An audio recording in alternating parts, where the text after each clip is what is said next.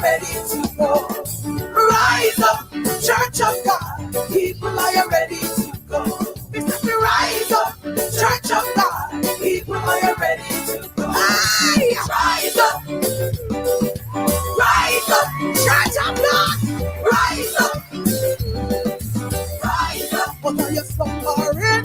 Rise up, out of your fleshly desire. Rise up, everything in creation. Rise up, New Testament church. Rise up, Pentecostal church. Rise up, Seventh-day Adventist church. Rise up, all of the church. Rise up, all of the church. Rise up, all the big and the man. Rise up, all royalty. Rise up, you have awesome. Rise up, rise up, rise up. Rise up, come on, your stumbling block. Rise up, come on, your fleshly desire. Rise up, rise up, rise up, rise up, rise up, rise up, rise up, rise up, rise up. Determination, rise up, rise up. Glory to God. Be ready or not, Jesus is coming. Be ready or not, He's coming again. Ready or not, Jesus is coming. Ready or not, He's coming again. Hey, ready or not, come on, church, Jesus is coming. Ready or not, He's coming again. Ready or not, oh glory, Jesus is coming. Ready or not, He's coming again. One more time, ready or not, glory, Jesus is coming. Ready or not, He's coming again. Ready or not, Jesus is coming. Ready or not, He's coming again. Jesus is coming soon, morning or night or noon, and you with me. Trumpet will sound, all of the dead shall rise, righteous peace in the sky, but we don't know. Listen. Troublesome times are here, filling my heart with fear. Freedom we all, oh dear. Now we stop staying of glory. Humble your heart to God, free from the chains in the rod. Choose the path pilgrims trod, we stand away. Jesus is coming soon, morning or night or noon, when you will be. Trumpet will sound, all of the dead shall rise, righteousness in the sky. Oh, we will go on, heaven one rise. Yes. No sleep, no sin, no sin at all. No sleep, no sin at all. No sin cannot enter there. Church, for heaven is right, and we say, no sin cannot enter. Pastor, listen. When you are worshiping, the time moves so. Praise the Lord and God bless you. This is Archbishop Wayne Jonathan Manning I from Omega Radio. We'd like to inform the listening audience that effective immediately, KLAS Radio is officially Omega Radio now. You are listening to Omega Radio. Tell everybody, the station where Jesus Christ is the star. God and Sports. Sensible. 89 FM, Jamaica. Tell a friend, call a friend, tell everybody.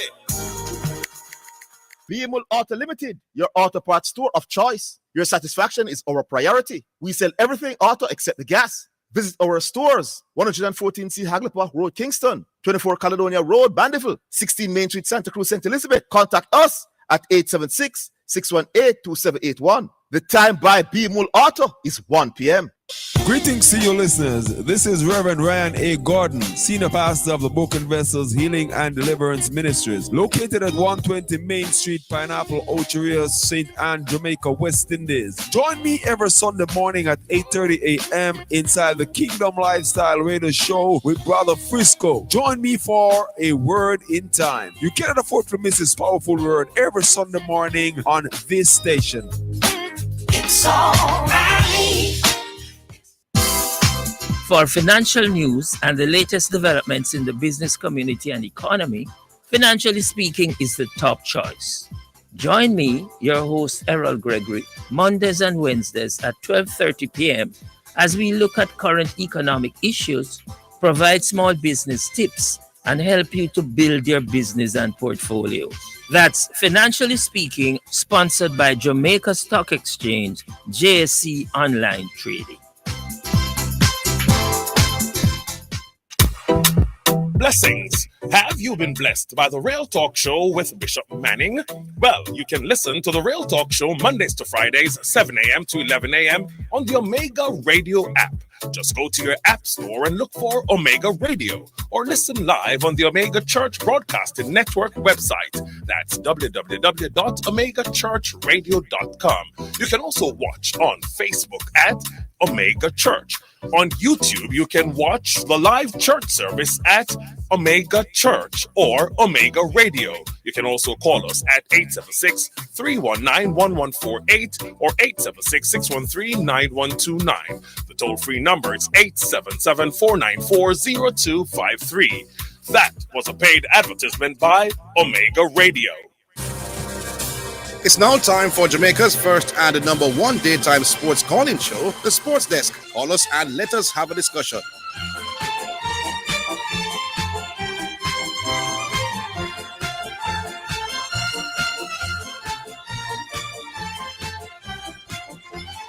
All right, then, greetings and salutations. Welcome to The Sports Desk for another year.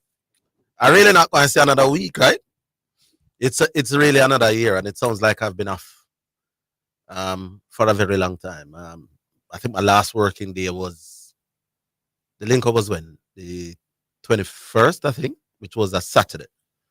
Yeah, so I think my last working day was December 20.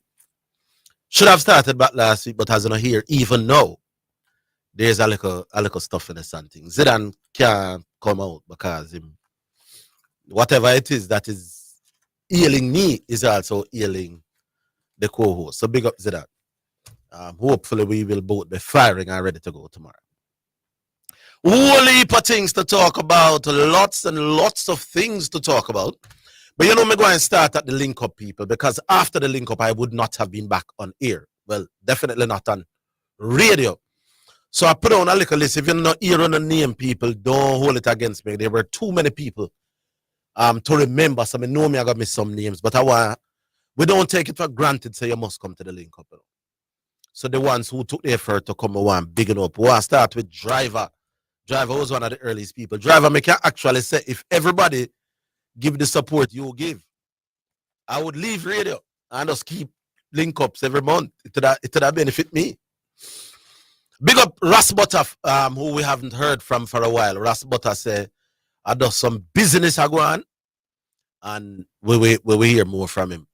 Nick from Otamobi, big up Nick as well. Nick, I appreciate the support, and not just your presence, but you know what I mean.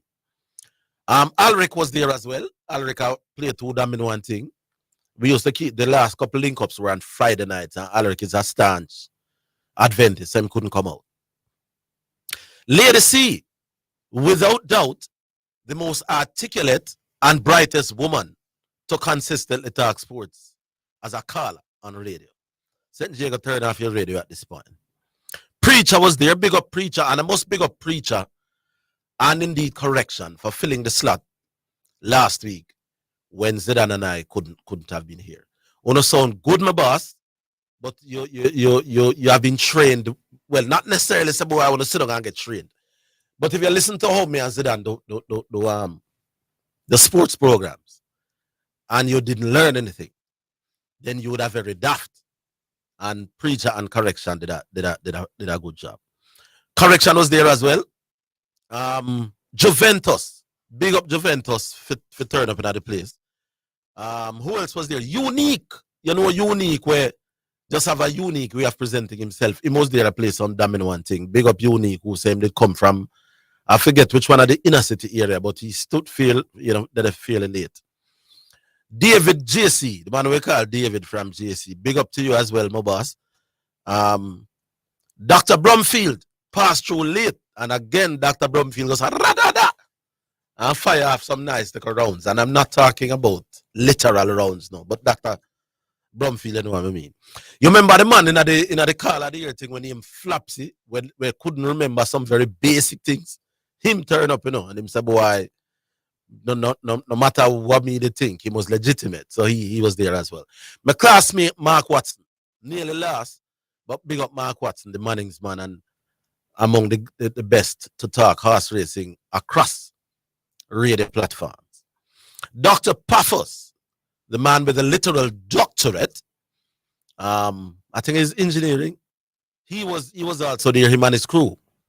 And he was the one who provided the live band as well. So there was a live band in the house. Big up to all of the band members. Big up to Dr. Paphos. So we not spend too much longer. Big up Carol Beckford. Usually they link up, don't miss Carol. Big up to Carol as well.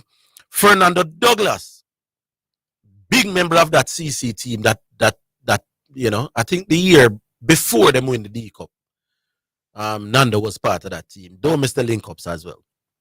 Or QC, another Manning's man. Now, you know, QC come from early, man, him guests and things. So big up QC. Shipping port. When I just left you with my boss, almost the call of the year, you run Dwight pretty close. Big up yourself for coming in. Lance Whitaker. Half a big up Lance. Lance is one of the staples of the link up. Lance just have to know when and where, and invariably Lance will show. I said shipping port already. Shevchenko, the man with the name Shevchenko, he was there as well. Chelsea was there. The principal of Dintel, remember that whole brouhaha regarding the Dintel youth, he was in the house as well, the principal. Referee Bogle was in the place as well. I thought he carried a guest or two. Big up to Mr. Bogle as well. Referee. Do you say former FIFA referee or once you're a referee, you will always be a referee. Rodney Campbell, media colleague. Everybody know Rodney. Rodney passed through and go on with that thing as well. Speaking about media colleague, big up to Jordan Ford, formerly of TVG and now at CVM. Big up Jordan for pass through as well. Big up Roger Hasfell, who don't I know was a farmer Kalias man. Speaking about farmer Kalias, Sean Grant flying the same night from foreign man. Sean, you know, and boost the sweatsuit and thing. You know, Sean has migrated in pass through as well. Who am I missing? Sil Curry. You know, Sil Curry, the man them call NC Drama. Came a little late, but him show him face. The jockey name Lichmore was also there. Big up to Mr. Lichmore. And I hope me not miss nobody. Nkrumah Banner, once Banner in Jamaica, he might go come at the link up as well. And there were some others. There were a couple CVM people who, one of my brother named Avan, for example, was there. One of my brother named Sir Barry was there. And there's a whole lot more that radio audience might not necessarily know. So big up all of people who not come out and make the link up. What it is, the first sports gathering in a Jamaica of its kind. And we continue to set the pace for what, you know, for them kind of thing. There will be some changes to the link up though. We are going to give audiences something else to copy. So we're not saying nothing more about that. The next link up, there will be some changes. All right, so that's it, you know. Which numbers we are work with, my boss? Which numbers? The regular numbers. The 676, 6968. All the things that we talk about, you know, 676, 6968. I want to talk about the cricket. Darren Sammy, should he have been given the job to coach the West Indies Testy? I'm beginning to think no, none at all. The Australia-India series were just done. Bumrah was man of the match, was man of the series. People, yes, when they say no great bowling in the modern era, where Steve Smith, you know, not Augusta people. Jasprit Bumrah is as good as anybody will ever bowl cricket. Marshall, Bakram, None of them at this stage of his career was no better than a youth. Special. And I will give you some more facts on that. But what else? Here's two more things. I remember when Cleveland Cavaliers were like 15-0 in the NBA. And I remember I said to Zidane, what kind of a chance does Cleveland Cavaliers have to go all the way? And he said, well, them never jump out at it. 31-4 at this moment. Easily the best record in the NBA at this point in time. I mean, I wonder why we are asleep on Cavaliers. You get me? Donovan Mitchell is a proven scorer in the NBA. And then them have a little quartet where you have to give some ratings. Them have a youth named Mobley, who is one of man talk about two-way players. Me think one of the better two-way players in the NBA. The youth name, I think, is Evan Mobley. Then you have Garland, decent like a point guard. And then you have the youth named Allen. Good rim protector, big center. And me think them have one of the candidates for 6th man of the year. What do you name? A Bennett, I think him name. So me think, you never know. Them could go all the way. What else I wanted to touch your brains on? One more thing, and I talked to even some of the track and field people about it. The Grand Slam of track and field will get going starting in April. That's 4 races that will be added to the racing calendar. We're still going to have Diamond League. We're going to have these things. And I was talking to one track and field guru and said, with this addition to track and field, where a man who are going at the Grand Slam will have to peak for the Grand Slam events, will have to peak for his nation's trial, and will probably have to peak again for the World Championship in September this year. What's the difference in dynamic in other something? But anyway, as we go along, we'll touch base on some of the issues. More things to talk about, but the calls are here. We'll take the first one. Hello. Man, chat about 40 minutes. No, man, a long time, 2 weeks now, nobody not hear me now. So you know that part. How are you, Mr. Gar? Me not really interested for you. Not you. And I wouldn't be surprised. That alone me off you. All right, sir. Happy New Year to you too. Right now, I'm a cross. Is it on there? Zidane not feeling well. I'm not there. No.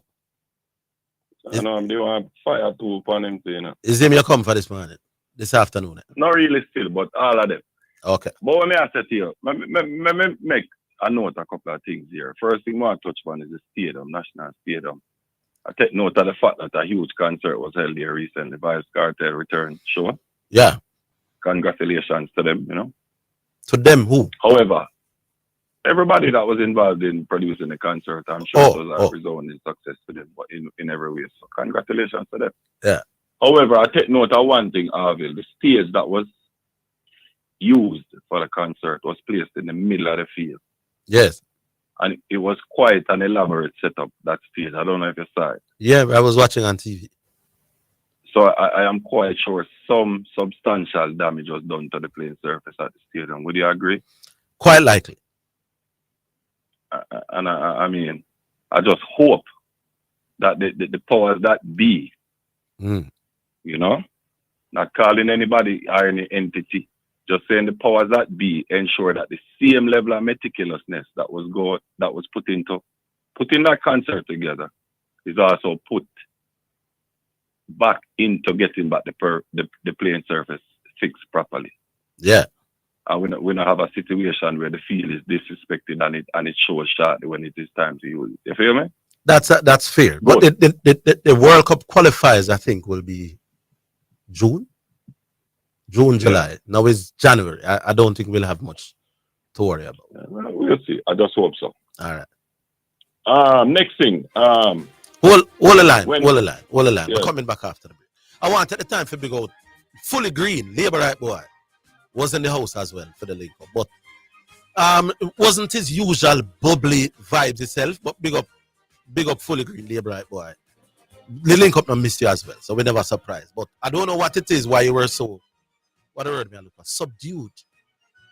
Hope whatever it is, my boss, you get over that. We'll come back after the break.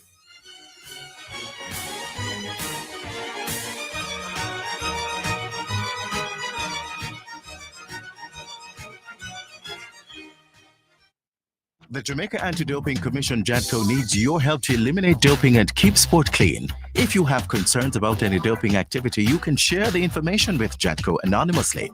The information you share will be treated with the highest level of confidentiality. Make the right call if you see something, say something. Protect clean sport. Protect our legacy. To report doping activity, call 888-429-5232 or visit the JADCO website at jadco.gov.jm. A message from the Jamaica Anti-Doping Commission. Greetings to you listeners. This is Reverend Ryan A. Gordon, Senior Pastor of the Broken Vessels Healing and Deliverance Ministries, located at 120 Main Street, Pineapple, Ocheria, St. Anne, Jamaica, West Indies. Join me every Sunday morning at 8:30 a.m. inside the Kingdom Lifestyle Radio Show with Brother Frisco. Join me for a word in time. You cannot afford to miss this powerful word every Sunday morning on this station. It's all right. You're listening to Jamaica's first and number one daytime sports calling show, The Sports Desk.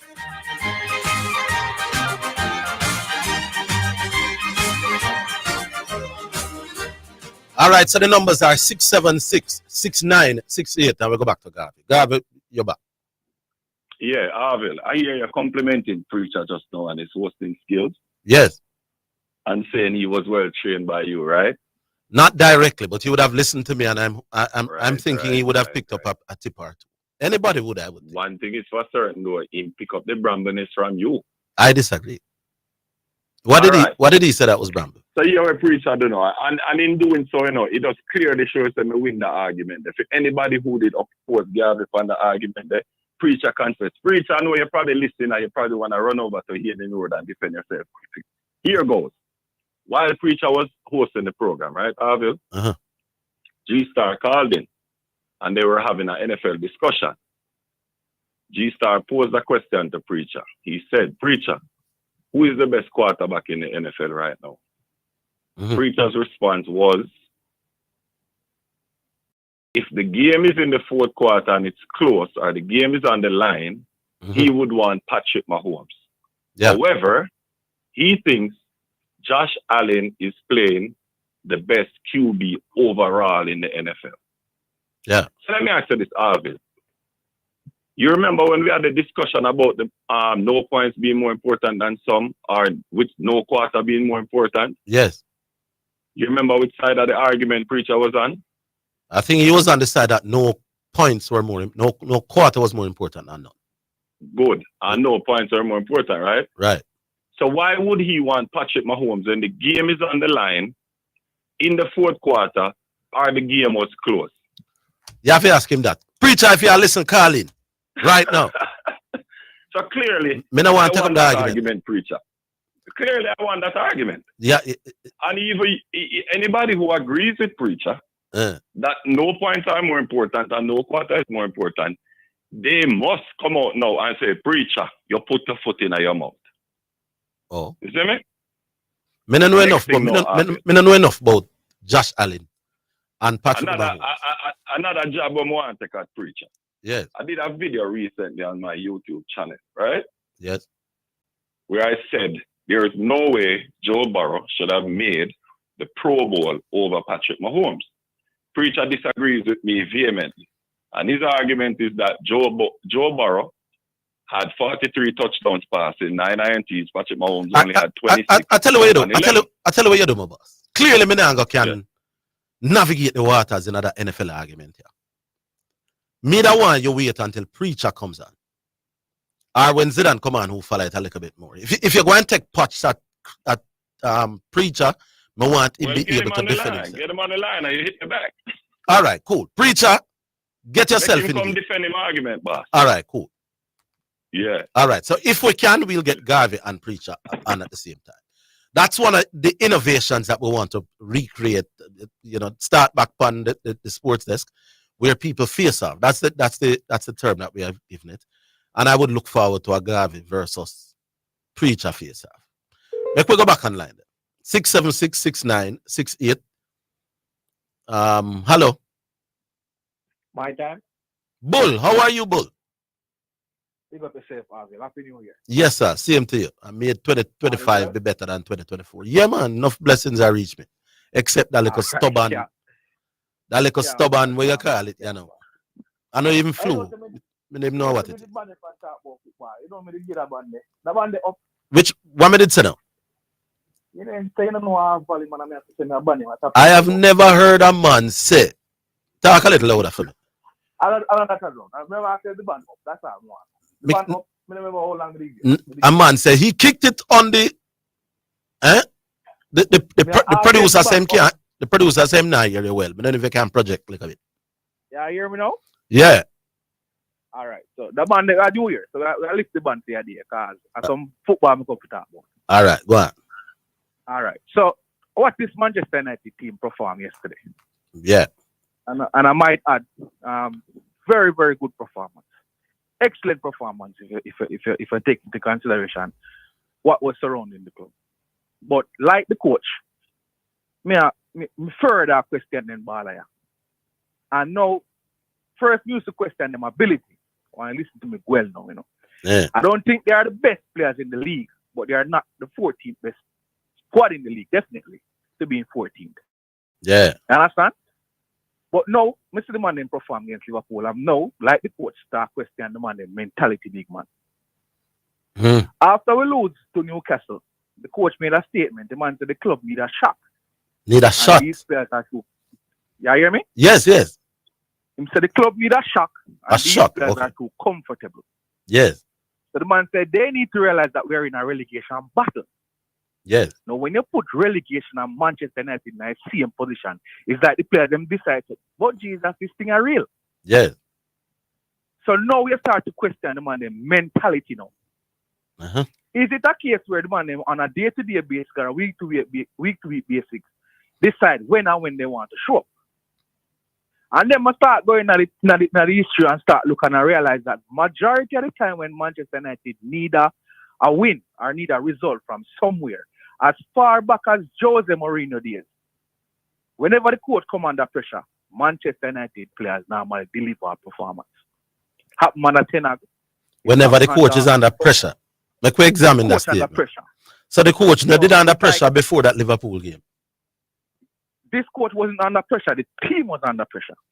You lose 3 in a row. No. But you said, listen to the statement. Yeah. Whenever Manchester United are under pressure, they come out and get You hear a what result. I said before that? Well, I said, when we look back at some of the time when the coach under pressure, the players them normally deliver a performance as far back as Jose Mourinho days. no, man, you I'm can't. saying that No, they yeah. only perform when the coach under pressure. I'm saying normally, whenever that happens. Yeah, but the coach normally wouldn't be under no pressure just for no one game, my boss. For you to say that and perform when the coach is only when the coach is Let me continue. Yeah, Yeah, I'm not going to argue no wording with you. Let me continue. Oh, you're not getting ready. Whenever the team under pressure, the players they normally perform well, and then say the statement normally come out is we need to use this as a springboard to go. Yeah, but big man, them did under pressure long before now. At 13, and then you don't think them did under pressure before the let me games before. Let me continue. All right, go on. So now that the coach relegation, I see some things that I wasn't seeing from Manchester United in a very long time. Main thing, commitment. I saw persons running down people to make tackles, showing the energy that you need to have to play for Manchester United. Basically giving their all. I watch a player run from him goal when we were on the counter attack. Run from his goal and then we lose the ball and the man run from team goal, but way down and go make a tackle in a Manchester United box. When we were on a counter, lost the ball and the player chased down and went and make a tackle in our box. That is the commitment that we want on a daily basis. You think so that is because it's relegation threatened, or you think it's because of the arch rival? I'm just thinking that the players now realize that they need that commitment. How much do you think it has to do with the fact that Man U and Liverpool are staunch enemies and them lift themselves your derby game?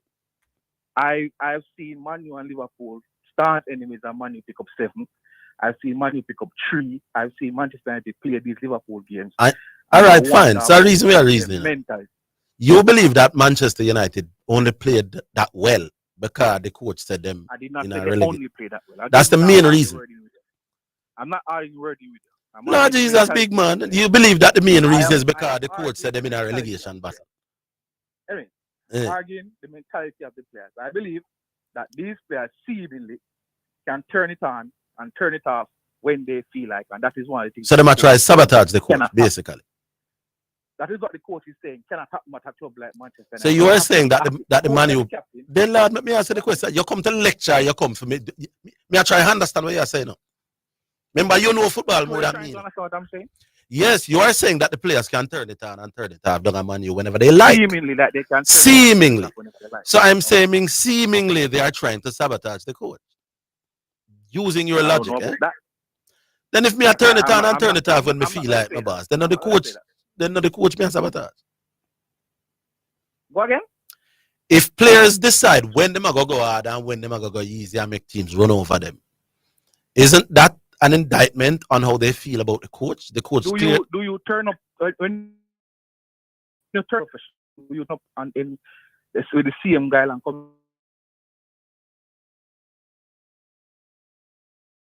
to Bull. Orville is back on the radio. Levels are gonna lift. This is still Orville attack, you know. Here's what I'm saying, my boss. No man, me make the point, no big man. When you don't turn up with the same guy and hold on, me make the point. Are you trying to sabotage your producer? What you mean me I try to sabotage? I never ever come to work yet and don't want to give my best, you know. None at all. And that is what we're saying. That's what the coach is saying, and that is what the players themselves are saying to them. They say, listen, we see this performance and we know that we have it. You know, who know have next? Therefore, we need to do it every week, and for some reason, it's not being done every week. Who know have next? Saying with the coach giving that speech about relegation and saying that the club needs a shot. Yeah. Seemingly, these players can turn up and play out them all whenever they see. Who know have next? Who know have next? I think Arsenal. Where? At Arsenal. When? Next week, I think Saturday. I could see how that game go. You think they'll still be in a relegation battle against Arsenal? I could see them. That's not a Premier League game. Then may attack Premier League, big man. When is the next Premier League game? Southampton. When? Next week, Wednesday or Tuesday. I could see how that game go, my friend. And then we can. I don't think a one-off game can determine the argument either way. So I could see. Also explain to me. Because you say it is the relegation fight why them draw against Liverpool, them turn on a performance. And you are claiming that they can turn on or off their performance whenever they like. That based on one game. So on one game, make you say so. All right, David, enjoy the rest. You weren't listening to me about the history of these players turning on and turned on. Depending. No man, me attack this season. I know this season, you said. So you just prove that you weren't listening to me, not at all. No man, I wasn't. So enjoy the I will enjoy it. Talk for 5 or 7 minutes, you're not listening to. No, me not understand what Bulla said. Not this season, they must say the coach they were ranked 13, and the coach I said we are gonna face relegation battle. So they're not next season they matter. And since them reached 13, they matter. So how much games them could have played since them reached 13 and since the coach met the target. Now when him said the coach met the target last week, I'm lost. Anyway, make a move on. Hello. Ready? A start. We'll take the break. We're coming right back.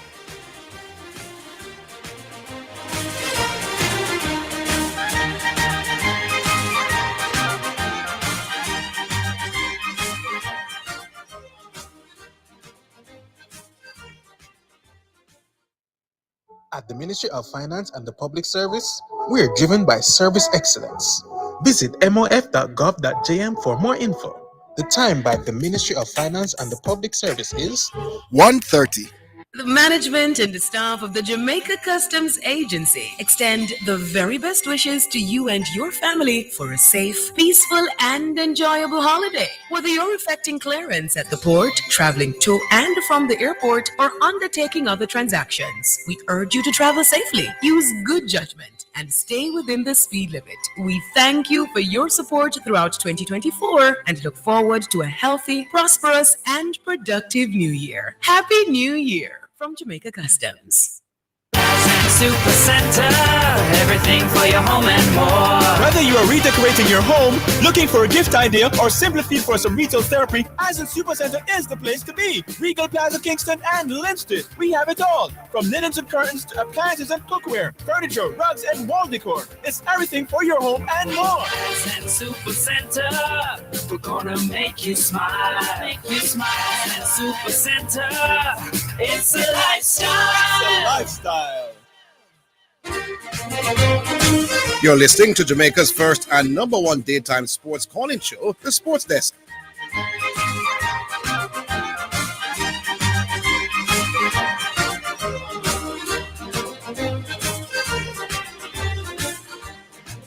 All right, welcome back. Welcome back. Now I'm gonna get in some trouble, right? Right, as I'm gonna get in some trouble. No, I've made a claim for years now that the Sports Desk brings out the brightest people in a Jamaican sports parlance or sports discussion. If you want to look at the block of people who support Sports Desk as opposed to those who don't, the ones that support Sports Desk are brighter people as a block may attack. Now means you have some Bramble one, you know. But the Bramble Sports Desk caller is still at a higher level than a Bramble caller elsewhere. You get what I say? I read an article in the Observer on a Sunday gone. I think it could have been the other Sunday, where they were talking about the Sports Desk. The article was written by somebody named Seido, Seido 1yard@gmail.com. I have to read it, people. I have to read it. So it's not Sunday in the Observer. I think it was the Sunday before. The Sports Desk program on KLAS FM radio has brought a new dimension to radio talk shows, as it has captured the hearts and minds of not only sports-loving Jamaicans, but the public in general. Hosts Orville Higgins and Christopher Zidane Matthews have taken this medium to new heights with their insightful, analytical, witty, controversial approach to sports discussion. The callers are diverse and far-reaching, ranging from the intelligent to the ridiculous to the sublime, as they bring their colorful opinions to the program. This results in a tapestry of discussions and arguments that are unprecedented in the history of radio in Jamaica. It's riveting, absorbing, and addictive, and is a welcome approach to the radio landscape. Don't just take my word for it. Give it a listen, and I guarantee you'll be hooked. 2 Sundays ago, I was impressed not only what the guy was saying, because clearly in my mind the guy was speaking nothing but facts, but at the quality of the diction and the grammar. As a English student myself, me cannot help noticing them kind of writing. Big up Mr. Well, I'm thinking it's a Mr. Seido 1yard@gmail.com. Big up, sir. That's the kind of endorsement that I rate. And when people with can put them arguments together like that, can rate me. It don't really matter the people who can't put arguments together like that when them not rate me. Good? Good. Next call. Hello. Hello? Yes. Harvey? Yeah, man. David, man. David, man. Where you say, David? I hope that 2025 I hope that 2025 you'll continue to improve from where you were earlier in the last year. Yeah, sir. Well, over there, I know what category before, yeah. One of the more improved callers. Improved? Yeah, man. Okay. Yes. When you get it right, man, when they tell you 3-1, real cricket does finish. Yeah. Australia, I think I go win the series as well. Oh, yeah, we call right 3-1, and as a result of that, them bowl boomerang in the ground, you know? Yeah, he bowled more overs than he should. Australia was better in the pace quartet than them by far. Yeah. Yeah, so men up off a bowl boomerang in the ground. Yeah, man. And they make one and two bad selection too. What were the bad selections? Sundar, instead of play a pacer instead of him. Okay. I can understand that. No contribute much with the ball. If you notice, even Lion, Yeah. the wicket was seen in big time, so the Lion didn't get much opportunity. Yeah, but you speak after the fact though. To tell if a selection. I tell you, say it will go long time, so the Pacers have a goal better. And them are going to win, and Cummins are going to get man of the series, but the ball Boomerang and I ground and them take it off him. Cummins wasn't man of the series. No, he wasn't. But I tell you, say them ball Boomerang the ground, so him take it off of Cummins. Yeah. Hey, I want you to understand something. I was listening to Correction on Friday when he was on the air. And what's his name? Mount Salem had called and said Bumrah could get man of the series. And he and Correction had a little discussion about it. You see what Bumrah doing in the series, my boss?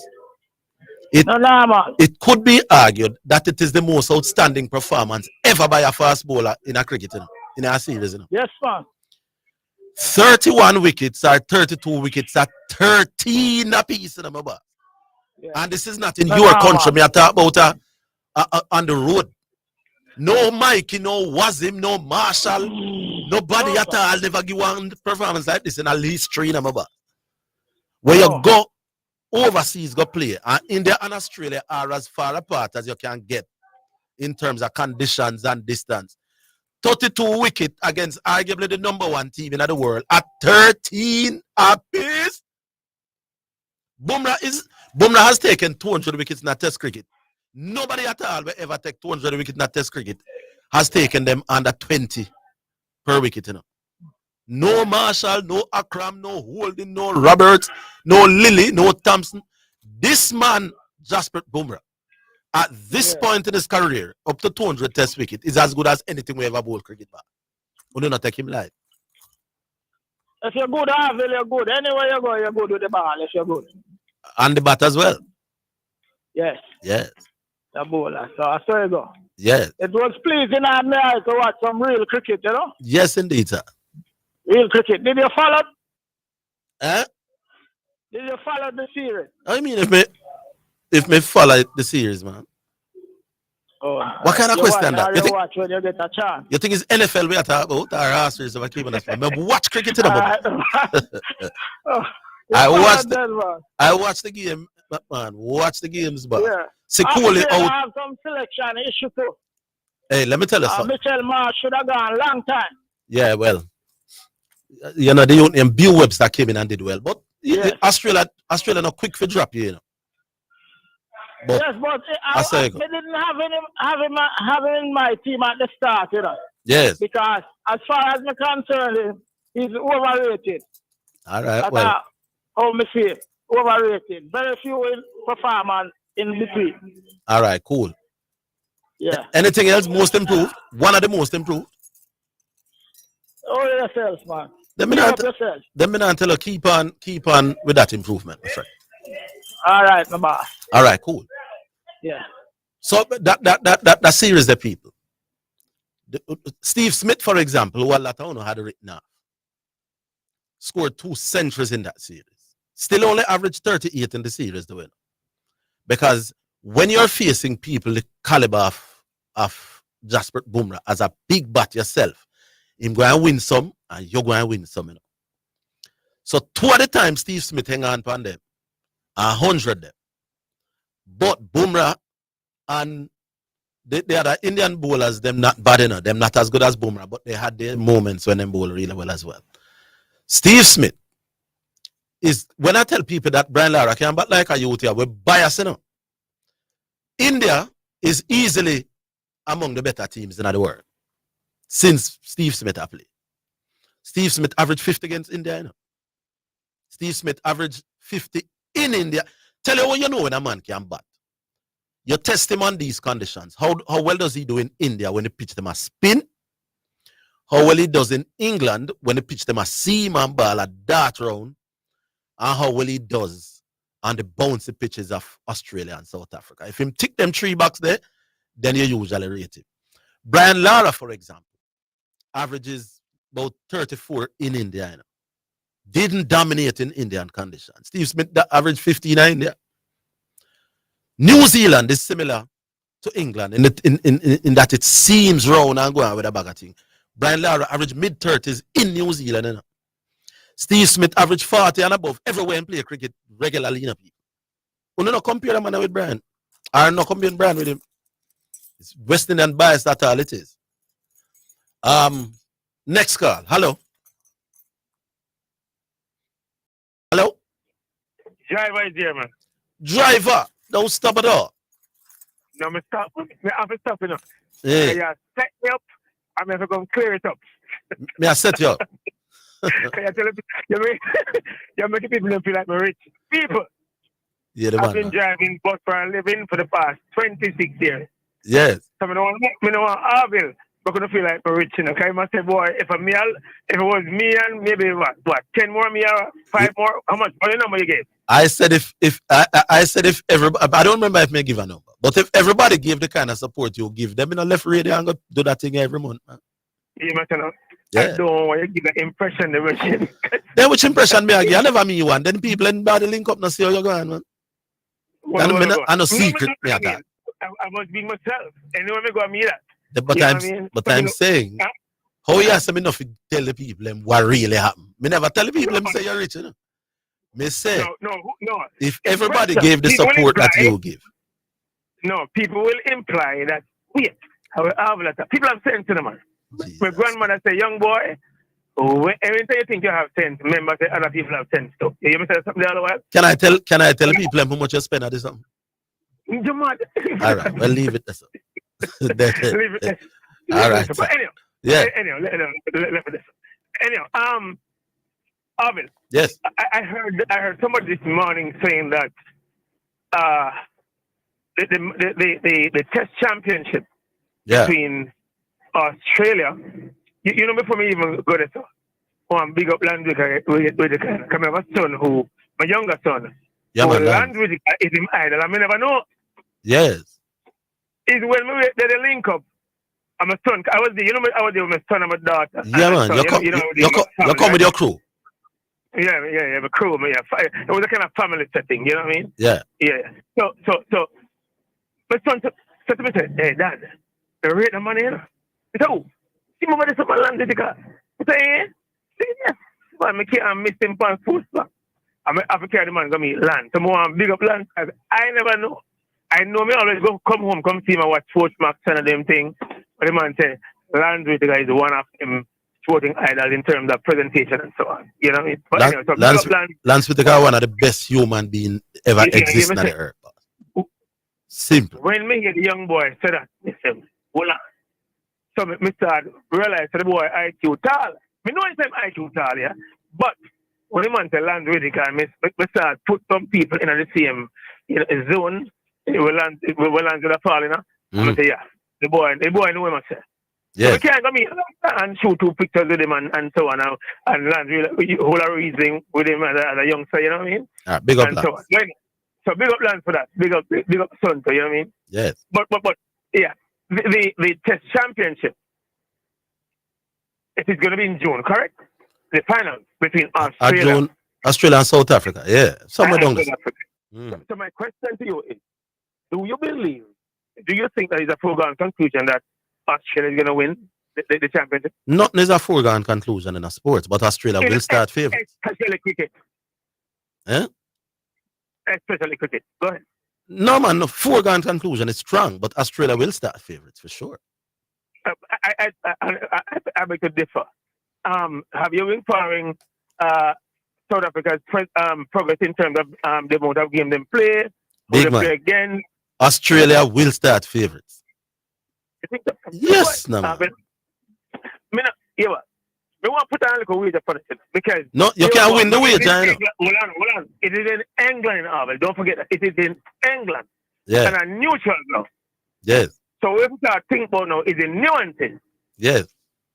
And when you come on to bowling first, who have the better swing bowlers? Hold on, make we take the break and come right back.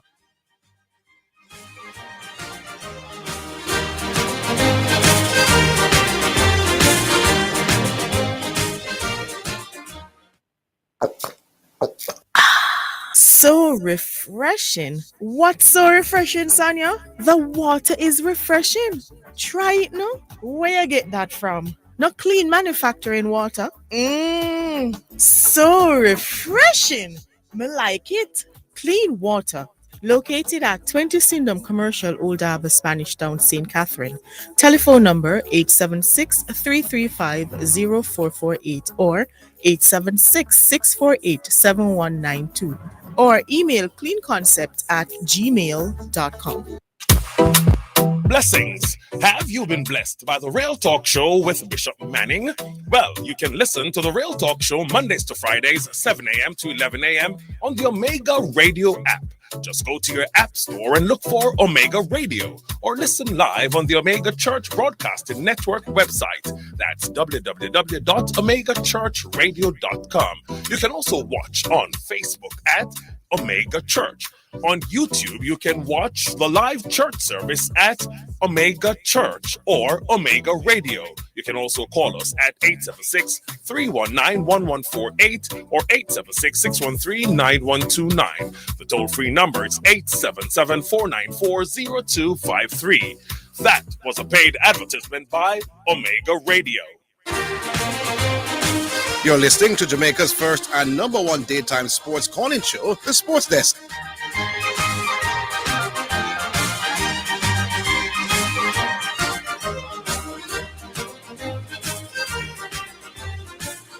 Yeah, my boss. Yeah. So what I'm saying is, who between Australia and England, who has the better swing bowlers? Sorry, not England. Sorry, Australia and South Africa. All right, let me throw this into the equation. Australia are the number one ranked team in a Test cricket. South Africa, interestingly enough, are the number 2 ranked Test team. Good. But there's a little gap between them ratings. I think Australia has a 126 rating. South Africa has 112. Right. Which is a fair gap. So that rating would have been on what they have been doing in Test cricket in the last 2 years or whatever. So purely statistically, Australia has been the better performing team in the last cycle to determine the championship, which is why them rank 1 and South Africa rank 2. I'm talking about on a neutral ground, though, Arvin. And in England, especially, that's my bogey point. You know. Then, if it was in Australia or in they call it in so South if me is the number 1, I use the number 2. And we are playing on neutral ground. Now, most of the number 1, you have to get the edge here, brother. Yeah, but how well has Australia done in England vis-a-vis South Africa and England? In recent times? Hold on, I can check that. Double check that. That's one number. Come here for run shortly, you know, because you know my kind of work, right? Yes, sir. When you double check that and think about it. Yeah. All right. Watch me now. Yeah. When you double check that for me, I am saying I may go with South Africa. I'm willing people to go wager on it. Me I tell you, I go with South Africa. Me I go with that. Go with the man who them can swing the ball better in that space. No, I'm going with Rabada and Marco Youngton. One man I was swing the ball on Australia better than them 2 men there, and it's Michelle Stark. Nobody else. You think I swing? Movement. Hey. Double check it. You see that trio, Hazelwood. What the left hand piece name, man? Oh, Jesus. The Australian left hand piece. And Pat Cummings. No, Hazelwood not playing. Remember that? Huh? Hazelwood not playing. Maybe he might get fit. No, man, they don't buy June, man. Hazelwood will come back, man. And Michelle Stark. I don't think. Hazelwood is a swing bowler, Arville. No, man, but Hazelwood is a high quality bowler. Yeah, about if me have the difference between Michael Olin is not necessarily known as a swing bowler. But Michael Olin bowl out England enough time in England. But I'm talking about quality of bowlers, my boss. We're going to discuss it some more. Yes. You know my kind of job. I got to run. You got to run. But I have so many to talk to you, but yeah, I have to run. To be honest with you, I have to run. You got to run. You know my kind of job, right? All right, cool. Yeah, now, Rich Wettenbach. Yeah, man, cool. I'm going to try to find out what the 2 teams have done in England in the last few years. I probably will get that going bit by now on the next break. We'll go back online then. 676-6968. Those are the numbers. 676-6968. You can call through and let your voice be heard right now. So make we hear where you are, David. So people, make we go back to that That's Steve Smith argument. I'm more on the basketball people and preach and G-Star and them. Why are we all sleeping on Cavalier? 31-4. Best record in the NBA, not just the Eastern Conference. With a quartet of players who me think do them not have that kind of name there. But why? I mean, I said they're going to win that. But why are we not giving them a legitimate shot? Huh? Yes, I'm telling about Steve Smith now, people. Steve Smith has now scored 34 test centuries. 34 him gone. Now, Steve Smith has scored these 34 test centuries in, I don't want to tell a lie now. I'll tell you how much innings him scored them 3,400. All of that will come. Back on line, hello. All the best to the new year, bossy. Yeah, man, what go? Correction, the correct one. Correction. The man who did a pretty decent job of hosting the thing. Friday, boss. Thank you, man. Thank you, man. I can see the growth. Like coming from a man like you, that's a great compliment. Yes, sir. Yes, sir. I did try. Yes. All right, now, Cleveland Cavaliers. Yeah. I spoke about it Friday, Higgins. Yeah. Based on how Cleveland is now constructed, with Mitchell being the point man. Yes. And no one to really back up Mitchell if Mitchell is taken out of the game. That's the Achilles heel of the Cleveland Cavaliers. Also, Mitchell have a tendency to break down in playoffs. Yeah, that's one of the criticisms I hear them. You have to put that in the equation. Yes. So these are the variables now that you have to, when you're looking at a team that can go all the way, you have to put all of these things in the mix. Fine, but how would you account for their record so far? They have done well against some of the other teams who are contenders, against Denver, against Lakers, against Golden State. Remember now, in a 7-game series, yeah, a coach is now going to be seeing you night in, night out. Yes. They are just basically concentrating on you. You understand? So they can basically sit and they see how you punch and they seek to counter punch. Yeah. So that's why I'm saying if the Cleveland Cavaliers can get even a second-tier scorer to be a backup, someone who can hold them home. What about you, Kenny Mobley? I'm not quite there to say it. No. That's why the team is relatively inexperienced. When you look on the Mobleys and so forth, now these are young studs they don't really have any playoff experience in terms of a great run in the playoffs. You know? That's true. You understand? Which counts for a lot in the NBA. You understand? Yeah. So I am saying, if I should see Cleveland acquiring someone else to back up Donovan Mitchell, that if a coach should basically say, take Mitchell out of the game. Yeah. You understand? Who can consistently be that scorer or that go to? Here's what I want to ask you. Here's what I want to ask you. Yes. At 31-4, yes, this team is on a collision course to 70 games for the season. Yeah. Winning 70 games. Some people feel that the 73 record from Golden State could very well be on the line. But they have not pushed so far. Yeah. Let's say they get to 70 wins. Mm-hmm. Can I say at 31-4, you can't say them not on course for 70 wins. Has there ever been a 70-game winning team that people don't give a chance for win all the chips, as the Yankees would say? What I'm saying now, in my estimation, when I look at Cleveland, they have a chance of making a good run in the playoffs.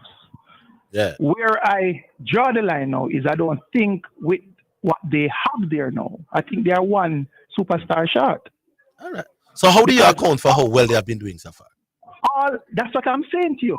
Remember, this is regular season, Orville. Regular season, people not seeing a night in, night out. And they're not. Playoffs, man, plan. The coaches are planning. You come in game one and you play a particular way.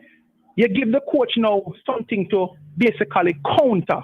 Yeah. You understand? And I am saying all a coach really need to do now is take Mitchell, who is a playmaker, the creative player, the one that basically pull the strings. If you take that puppet out of the show dead. Yeah, probably them need another legitimate scorer. But me think the in Garland is a pretty decent point guard as well. The few times I watch them. So I am saying, with another superstar, yeah, and not even a superstar, another great player, I see them going all the way. Without that, I think them falling short. All right, fair. Me not gonna run you down, you know. But me just say, you know. And when I look at the Thunder, when I look at the Thunder, I believe the Thunder even have a greater shot at going all the way than Cleveland. Okay. All right, we'll see. My team. Man, good to have your boss. Yeah, man. Big up, you know, your self-correction. And as me say, you make your debut what day and you never sound bad at all, brother. Thank you, boss. Yes, thank you, man. boss. That's right. Cool. All right, so that was correction. 676-6968. Those are your numbers. 676-6968. A star host, you know.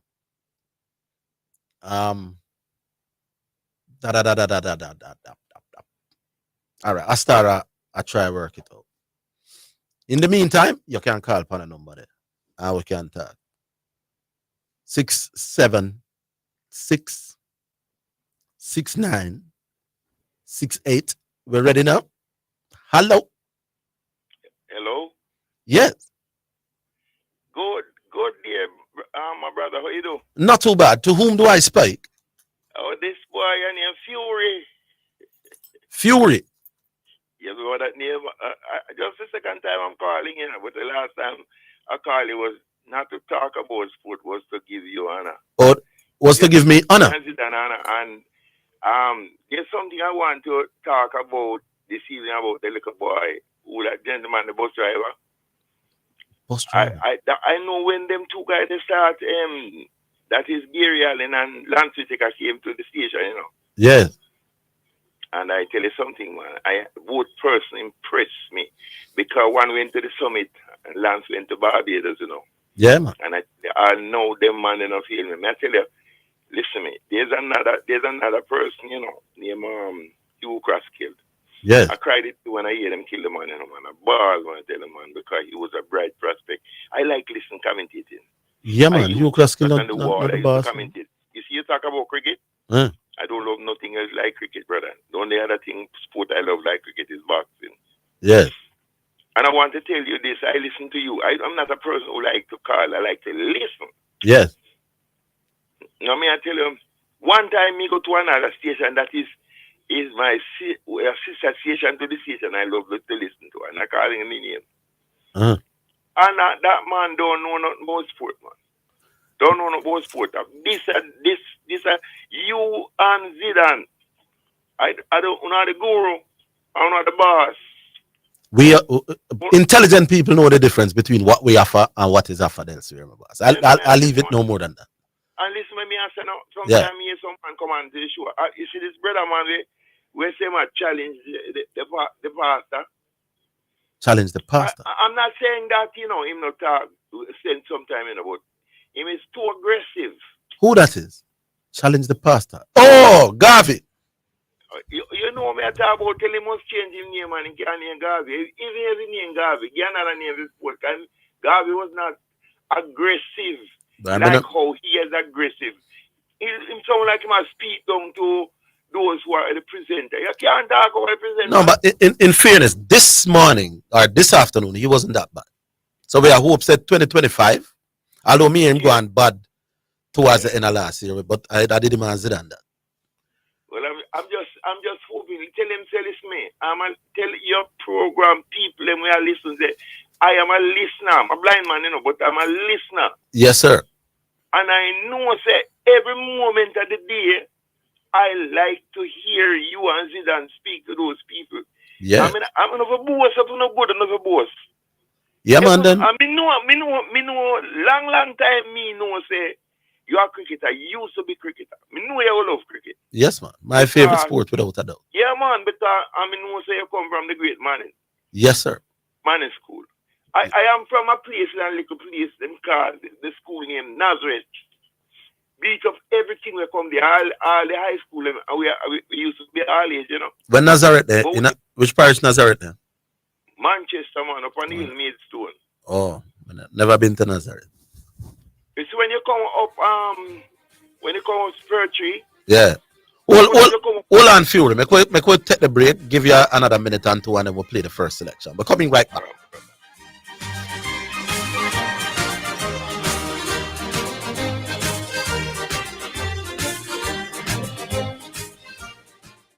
Apply for your NHD refunds at nhd.gov.jm or via the NHD app. Do not click on any links offering to help you. The time by the NHD is 2 o'clock. Praise the Lord and God bless you. This is Archbishop Wayne Jonathan Manning I from Omega Radio.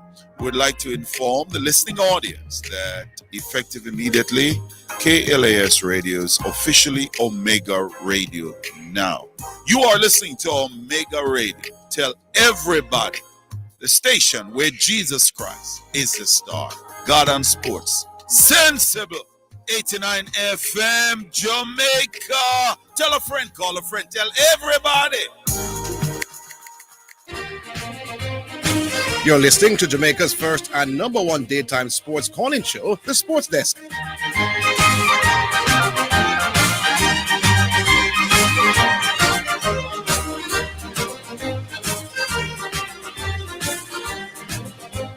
All right, Sir Fury, back with you.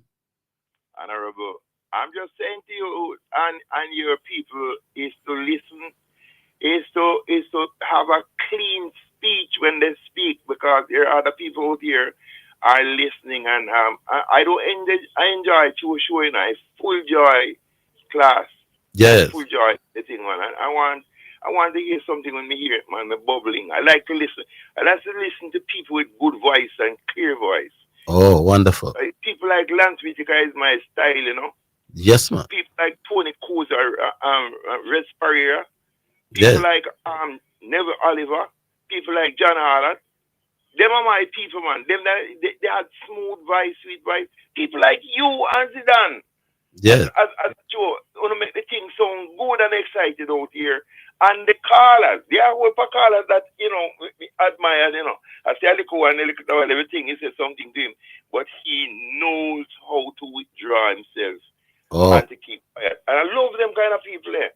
That's intelligent, intellectual people. And the bus driver, yeah, man, bus driver, tell him, son, to me, say, that little boy is a wise little youth. I love him. I don't even know him, but I love him. Which bus driver? Me no know who you are talking to. The bus driver you just was talking not much long, man. Bus driver. I say, when you come to the show, the little boy. Oh, driver. Oh, driver. Yes, man. Driver, man. Yeah, man. Yes. Big up, driver, man.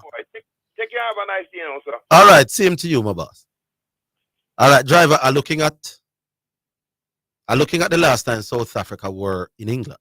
We're coming to the throne. South Africa toured England in, I made a mistake yesterday, you know. England versus South Africa. South Africa had lost the series 2-1. Yeah, in 2022. England win the series 2-1. So the last time South Africa were in England, England beat them. Now, Australia in England now. Somebody tell me that. England v Australia. Yeah. That was drawn 2-2. 2023. So, I don't know where you can take from that. But we take the selection now. All right. So we'll play our first selection, brought to you by Edge Campaigns for people who dream in color. And this one is from Apostle. It's called Who Am I? Who am I? Son of the King, son of the King. Who am I? Who am I? I'm a son of the King. Who am I? The one who love sing. Who am I? The one where you praise the King. Who am I? The one that see blessing. I said, who am I? I'm a son of the King. Who am I? The one who love sing. Who am I? The one where you praise the King. Who am I? The one that see blessing. him. It was just the other day when I met Christ. Never had many clothes, but came inside. The choice that I made must have been right. All around me, the youth, them did I die them. Choose the gun and them lose them life. Some of them die for the same gun and them life. That life could never worthwhile. Jesus Christ, I'm a shield. Who am I? I'm a son of the King. Who am I? The one who love sing. Who am I? The one where you praise the King. Who am I? The one that seek blessing. I said, who am I? I'm a son of the King. Who am I? The one who love sing. Who am I? The one where you praise the King. Who am I? The one that seek blessing. Next verse, youths, this is for you. No make sense, so you no make no marginal you. No man can blow. But in you see the Almighty verse, He will reward you for the things you do. Be a follower, not a cartoon character. Be passionate in Christ. Be passionate in Christ. Who am I? I'm a son of the King. Who am I? The one who love sing. Who am I? The one where you praise the King. Who am I? The one that seek blessing. I said, who am I? I'm a son of the King. Who am I? The one who love sing. Who am I? The one where you praise the King. Who am I? The one that seek blessing. Who am I? Who am I? Who am I? Son of the King, son of the King. Who am I? Who am I? Who am I? Son of the King, son of the King. Who am I? I'm a son of the King. Who am I? The one who love sing. Who am I? The one where you praise the King. Who am I? The one that see blessing. I said, who am I? I'm a son of the King. Who am I? The one who love sing. Who am I? The one that see blessing. It was just the other day when I met Christ. Never had many clothes, but came inside. Choice that I made must have been right. All around me, the youth, them did I die them. Choose the gun and them lose them life. Some of them die for the same gun and them life. That life could never worthwhile. Jesus Christ, I'm a shield. Who am I? I'm a son of the King. Who am I? The one who love sing. Who am I? The one where you praise the King. Who am I? The one that seek blessing. I said, who am I? I'm a son of the King. Who am I? The one who love sing. Who am I? The one where you praise. Yeah, man. Who am I? By Apostle. You know that there's another more famous tune here. Who am I? Huh? Nick. Yeah? Is our Nick that? Name Apostle. Who am I? Yeah, man. You know they have DJ where they do Who Am I? Or you know in them world miss beat. Another famous Jamaican DJ they do a song Who Am I? That's secular truth still. Beanie Man. You know about Beanie Man? But Miss B, you know who I go on the road, man. All right, 676-6968. Make we hear one of us people. We go back online. Hello. Happy New Year, boss. Oh, how are you, my boss? Physio here. Physio, yeah, man. Where you say? Man, you're really quick in the background. What we can about that, Miss B? I'm saying hearing a little echo. All right. Let's continue. Yeah. Let me just try to block it out. All right. So the last call for last year, I did like a few points. Let me just continue on that trend. So I get is that a crack on slop on club? I'm gonna try to put forward, boss. Me just a highlight the fact say on the slot, Gravenberch and Curtis Jones improve. Nothing else. Me not put nothing forward, nothing against. Also the fact say for the year 2024, him only lose one game. The way that comment on club performance compared to slot because he not reach there so. And what the team was what club inherit and the job where him do it with Liverpool can never discredit nothing where Klopp do high yet. So I just want to make sure you know that anytime Zidane take on Klopp, I mean I first man to back him up. So that's why I know that I get. What was Highgate saying? No man, Highgate I think he misinterpret what me that try to say about Slot and Slot's performance and how the players improve. In particular Gravenberch and Jones. Yeah. So I think he might misinterpret me and say may I give the man too much credit and some along that line. But I just want to make sure I clarify that to make you know and not like that. All right, cool. All right, boss? Yeah, man. So on to Bull now. Bull thinking flicks still, you know. Bull, the conversation we had was 2023 in our summer. So it would have been last year. So 2024, when I made the call, the last day, it would have been last year, not 2 years ago. So good try. So the conversation we had was that I initiated. That I told you. Remember the conversation, Harville? I say, Salah is a must pick on the right hand side in any Premier League all time. Yes, I remember the call. We specifically stated right side of a front three. Yeah. And Bull take up the argument and try to say narrow front three, and we all laugh at him. To try to take out Salah out of the team, kind of try to put 3 other forward and want to play Rooney more narrow and all that function, we'll laugh at him. Then he try to change the argument and try to change the formation to get Salah out of the team. So nobody come be dishonest now, brother. What I'm saying now, what did he say? What did he say? He was say about 2 years ago and how the conversation was at all 11. I specifically stated front three.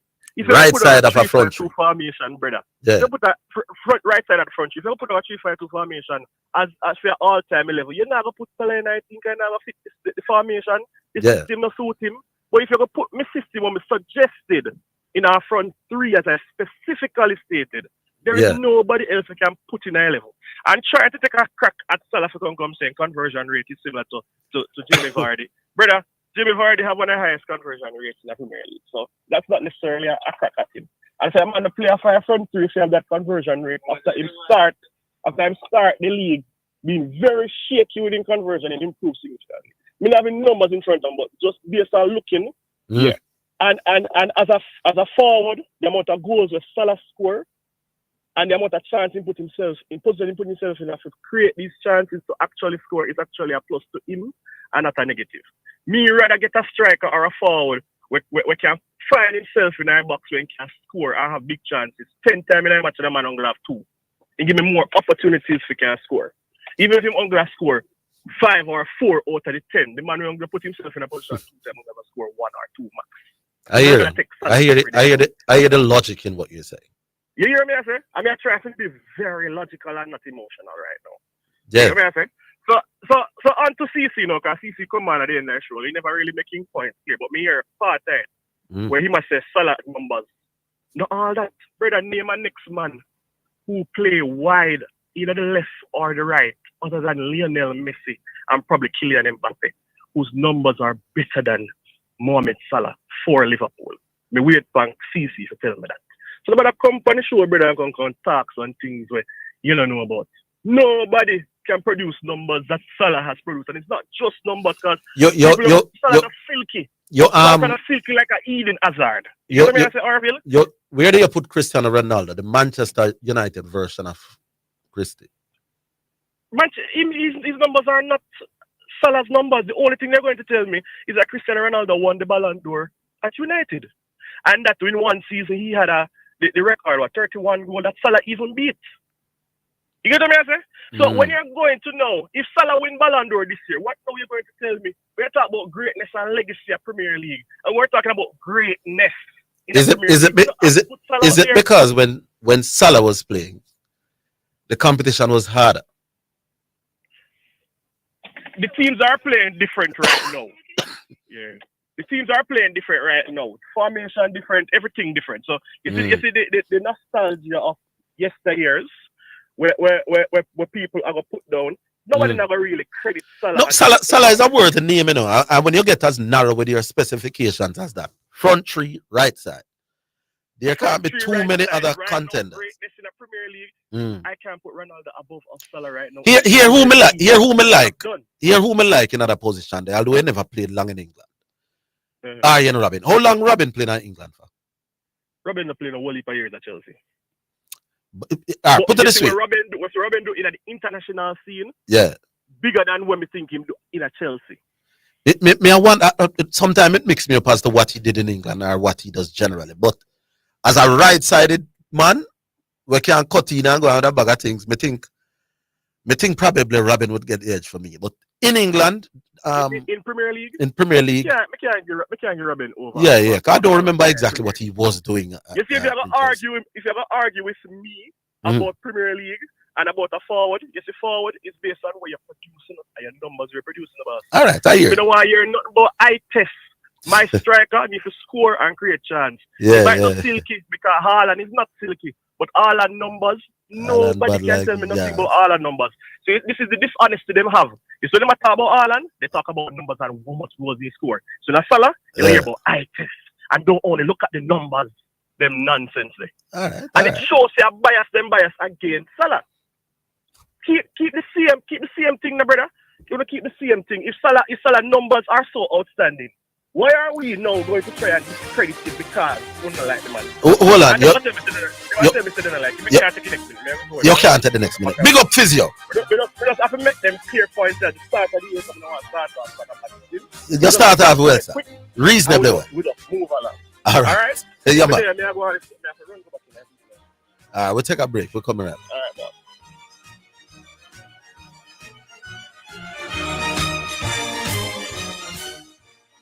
The JSC Group, Jamaica Stock Exchange, Jamaica Central Securities Depository Limited, and JCSD Trustee Services, providing a fair, efficient, and transparent stock market for over 45 years. The time by the Jamaica Stock Exchange Group is 2:15. Importers, clear customs, not your schedule. Download the JA Customs Connect mobile app from the Google Play and Apple App Stores and enjoy the ease to calculate your customs duties, search for tariff codes, track and trace your shipments, pay your declarations, and so much more, all in a click right at your fingertips. So save time, save money. Download the JA Customs Connect mobile app today. It's fast, safe, and convenient. For more information, visit jacustoms.gov.jm. JA Customs Connect mobile app, powered by the Jamaica Customs Agency. Jamaica Customs, keeping our customers in focus. Greetings to you listeners. This is Reverend Ryan A. Gordon, Senior Pastor of the Broken Vessels Healing and Deliverance Ministries, located at 120 Main Street, Pineapple, Ocheria, St. Anne, Jamaica, West Indies. Join me every Sunday morning at 8:30 a.m. inside the Kingdom Lifestyle Radio Show with Brother Frisco. Join me for a word in time. You cannot afford to miss this powerful word every Sunday morning on this station. It's all right. The hour between 2 to 3 on the Sports Desk is sponsored by Mother's Chicken Bites. Love in every bite. You're listening to Omega Radio, broadcasting live. Omega Radio, Omega Radio, Omega. You're listening to Jamaica's first and number one daytime sports calling show, the Sports Desk. All right, so the numbers 676-6968. Those are your numbers. Anybody wants to call through right now? Let's go with it. So we stay there now, Miss Marian. Hello. Hello. Yeah, man. Yeah, man. CC there. What's up, CC? I feel like Physio feel like in one piece of stripe. But Physio, when Madagascar and you get one stripe. What is down there? The zebra them down there. So I just alone can't get no stripe. Arville. Yeah. When I said talk louder on the phone, CC. You hear me? Yeah. Yeah, man. When we talk about the Mohamed Salah thing, right? I was saying Lampard or Iniesta, Arville, who is better? Different positions. But me think Iniesta big about. Lampard is a midfielder. Iniesta is a midfielder. Personally, me think Iniesta wow me more than Lampard. Okay, so do you know that Lampard's numbers dwarf Iniesta in terms of goal and assist? Yeah. Lampard have 400 and odd. But I don't see Iniesta. You see when Iniesta play, his primary goal. No. Eh? Me just try to show you. I'm showing you a point, you know. Yeah.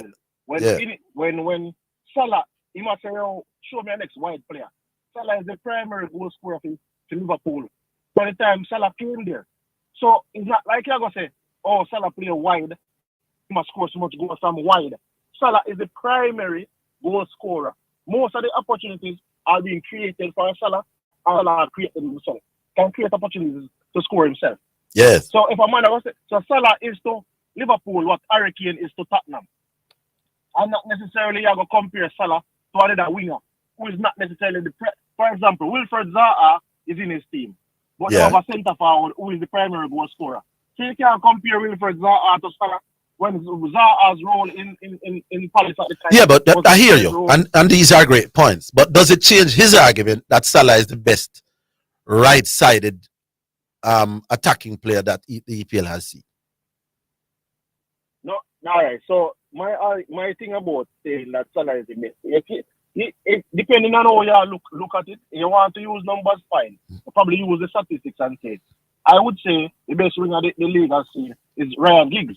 Can do it over 20 years. He do it over 2 decades. Non-stop. Starting week in, week out. So if I want to argue with me, I say Ryan Giggs, who did it over 2 decades, was doing it. So you would rate Giggs over Salah as a right-sided. Remember, a right-sided. Giggs was right-sided or left? Me have to check back. From what I remember of Giggs, he wasn't on the right side. As a winger. I was saying as a winger, but what me I say? No. But the man never say as a winger, you know. He specifically said right-sided. All right, so fine. We give him that. Right. Say, you know, what the only thing he was referring to what Michael was saying, and I was saying in evaluating a player, we can't be slave to statistics, because if we were a slave to statistics, a lot of persons would say Lampard is better than Iniesta because, as I said, Lampard's numbers, both and assists combined, is almost twice as Iniesta. But didn't they have different roles though?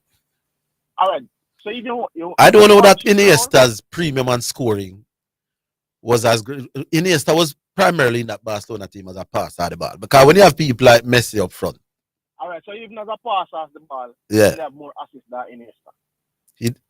He did? Lampard. Oh, that's why I know if he use the eye test with the football. Because Lampard can't play football like Iniesta. You see why I said specifically eye test, yeah, statistics, longevity, meaning that longevity in terms of you're doing it at the highest level for a long period of time. The thing with eye test, though, you know, your eye different from a next man eye, you know. So we're not gonna have no objective way to look for him. What me I say to you, Arvin, I'm giving you several different categories. Because as I said, I have 5 different categories. Yeah, but all right. But see, the man said, because he was specific, you know, the best right-sided player in our front 3 system ever in the EPL. Do you agree or you don't agree? All right. So I don't necessarily agree, because as I said. Then if you don't agree, give me a name. Cristiano Ronaldo was there, and him say, "Iman come broke Cristiano Ronaldo record," and I'm like, Cristiano Ronaldo. Was Cristiano right side? Hold on. I'm gonna put it to you like this. Hold on, see, man. Me the back panel ready, so I don't know the thing. You know, the thing have to follow some logic and pattern. Straight. Was Cristiano Ronaldo a right-sided member of Man U's front 3, or he was left? Hello. Yeah, Cristiano Ronaldo right or left. As great as Christie is, if he wasn't playing right-sided front 3, him not in the argument, you know, where physio attack, you know. So that's the question. From what I remember of Cristiano, he was more left-sided than right-sided. Although he would have played both. But me I talk about as a man where fixed on the right side. Me don't think you can go past Salah. All right. The argument of them have is like a 4-3-3 system, right? Yeah. And me, I'm saying to you, when Cristiano Ronaldo even was playing in Manchester United, when he scored the 40 goals or the amount of goals, he wasn't even the primary goal scorer on that side. No. But we're not talking. You are bringing up some things that are immaterial. You know? In the courts, they would say irrelevant and immaterial. The man's thesis is best right-sided attacking player in our front 3. Whether him is the main goal scorer or not is beside the point, you know. Can you find somebody else in the front 3 on the right side who better than Salah? Is either you can or you can't. You're bringing up some arguments that have absolutely nothing to do with Physio's argument. All right, so even if you're drawing some red herrings across the trail. No, if I put somebody in that position, right? Yeah. If I put somebody in the position, per se, because if I even said or if I said another person, maybe he's arguably the person where you go to, you can't go around him. So that's all the man is saying. No? Yeah. So indirectly, you're agreeing with the man. Now, maybe you would have played a different system where Salah wouldn't make your EPL team. Maybe, and Physio even acknowledge that. But if you play the system and him say he want to play 4-3-3, And him say on the right side of that front three, as Salah Messi are the best at that. Then if you agree with him, what the argument? No, but me I say his argument is based off of the statistics, right? And all right, let's use non-statistics and give me somebody better than If I'm Salah. using non-statistics, I put Eden Hazard there. Eden Hazard is the person I'm going to play. On the right side of a front On three. the right side of right, Eden Hazard. No, what I'm doing? Left, Eden Hazard at him best. play forward. Eden Hazard at him best. Not the same kind of goal scorer like Salah, but him bad.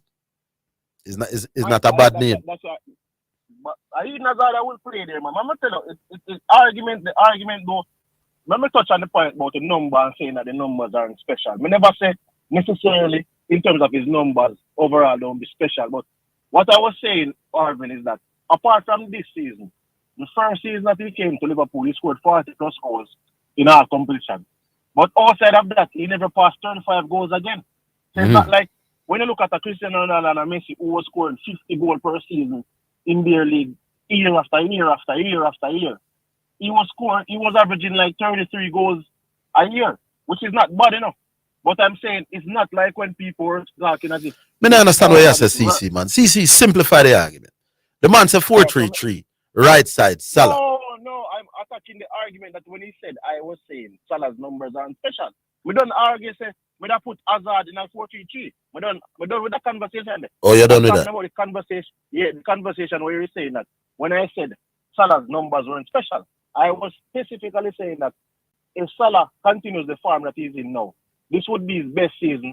So you had said Salah's numbers are not special? I was saying Salah's numbers are good, but it's not like in comparison to some other players that we know. It is not, I would say, special. That is what I said now in the other seasons. No, you're talking about a season or you're talking about him career? I don't understand. No, I'm saying. Does Salah have special career numbers? He has special career numbers. So I don't understand what you said. Arville, I'm saying season after season, he has never scored more than 35 goals. But it no matter whether I'm scoring much, as long as you CC, does Salah have special career numbers? Whether I'm scored 35 in any one season or not is again irrelevant. You can't argue that yes, his career numbers are special, but he never have a 35 game season. That is irrelevant, big man. No, because when we are trying to say to Arville, in terms of him doing it over for the 8 years, him always a score consistent. Then that means CC, tell you what, the king of logic on radio is me when it comes to sports. You can't listen to me, young man. You can't on the one hand say Salah has special career numbers, but he never had a 35 game season. That listen to me, I say no, Arville. Yeah. You made your statement. I'm not gonna make this statement. Yes. I am saying to you that Salah has 2 special seasons. The first one and the last one. The other seasons are good seasons, but when you combine it overall, it will make the numbers look special. So you can have How many years Salah in the league now? About 10 years? 8 seasons. 8 seasons. 8. And you're saying he only had 2 special seasons. Which is the first one and this one. And this one.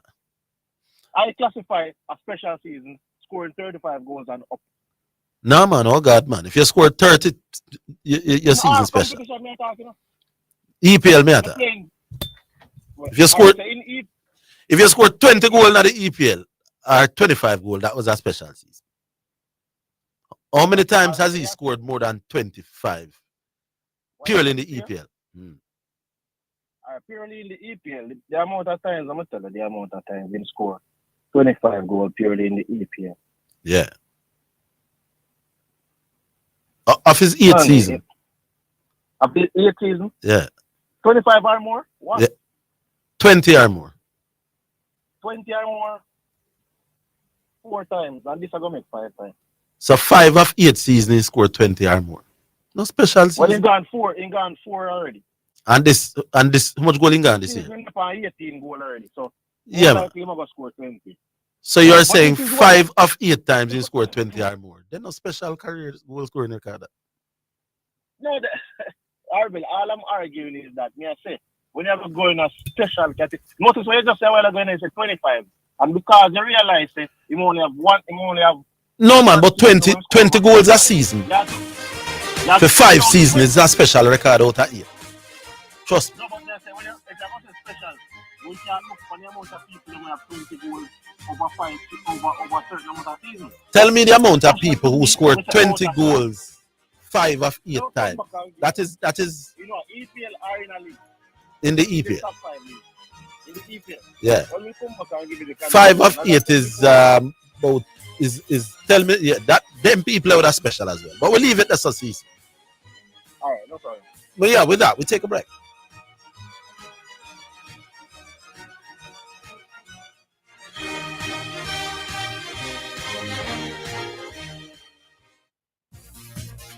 It's now time for Sports in a Minute, sponsored by Edgechem, Western Sports, Megamart, Spectrum Insurance Brokers, D'Angelo Auto Spears and Accessories Limited, and Fosrich.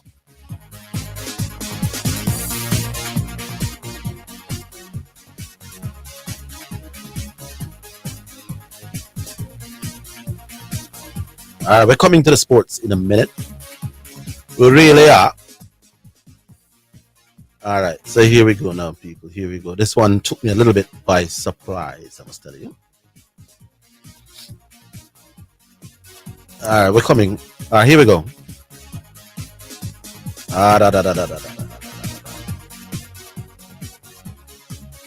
Hold on. All right, go on. Take the break and come. Take the break and come.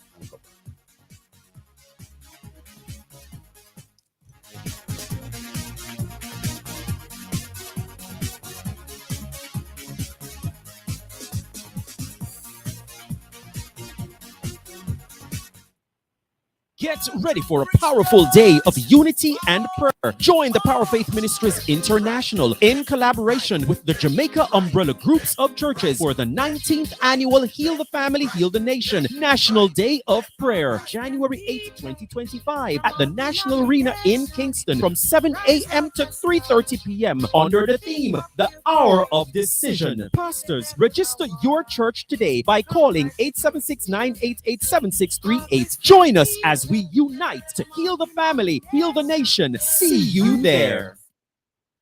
The hour between 2 to 3 on the Sports Desk is sponsored by Mother's Chicken Bites. Love in every bite.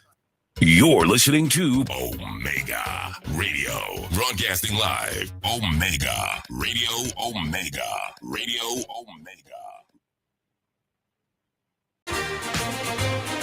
You're listening to Jamaica's first and #1 daytime sports calling show, The Sports Desk. It's now time for Sports in a Minute, sponsored by Edgechem, Western Sports, Megamart, Spectrum Insurance Brokers, D'Angelo Auto Spears and Accessories Limited, and Fosrich. You're listening to Jamaica's first and #1 daytime sports calling show, The Sports Desk.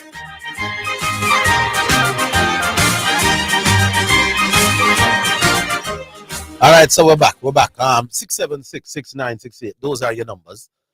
Last year during the call of the year, somebody suggested that we should have a what them call that's something, the emerging player. So any person out there listening now who would, who are gonna start call this year, we are going to have a separate category for you.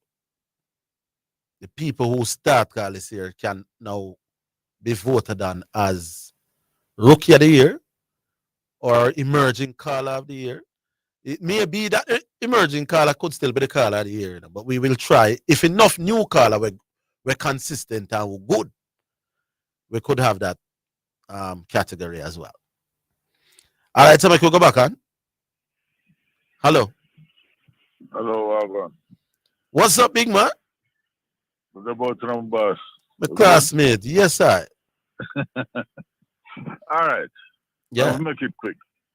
Yeah. I call about one thing. I'm wondering how my fellow horse racing loving fan. I've not called to express their condolences to Ben Edwards' family. Oh, yes. The JRC, the Racing Commission on Supreme Ventures. Listen, Ben Edwards wore many caps. Yes. One, he was the trainers president for a number of years. Hello? To, no.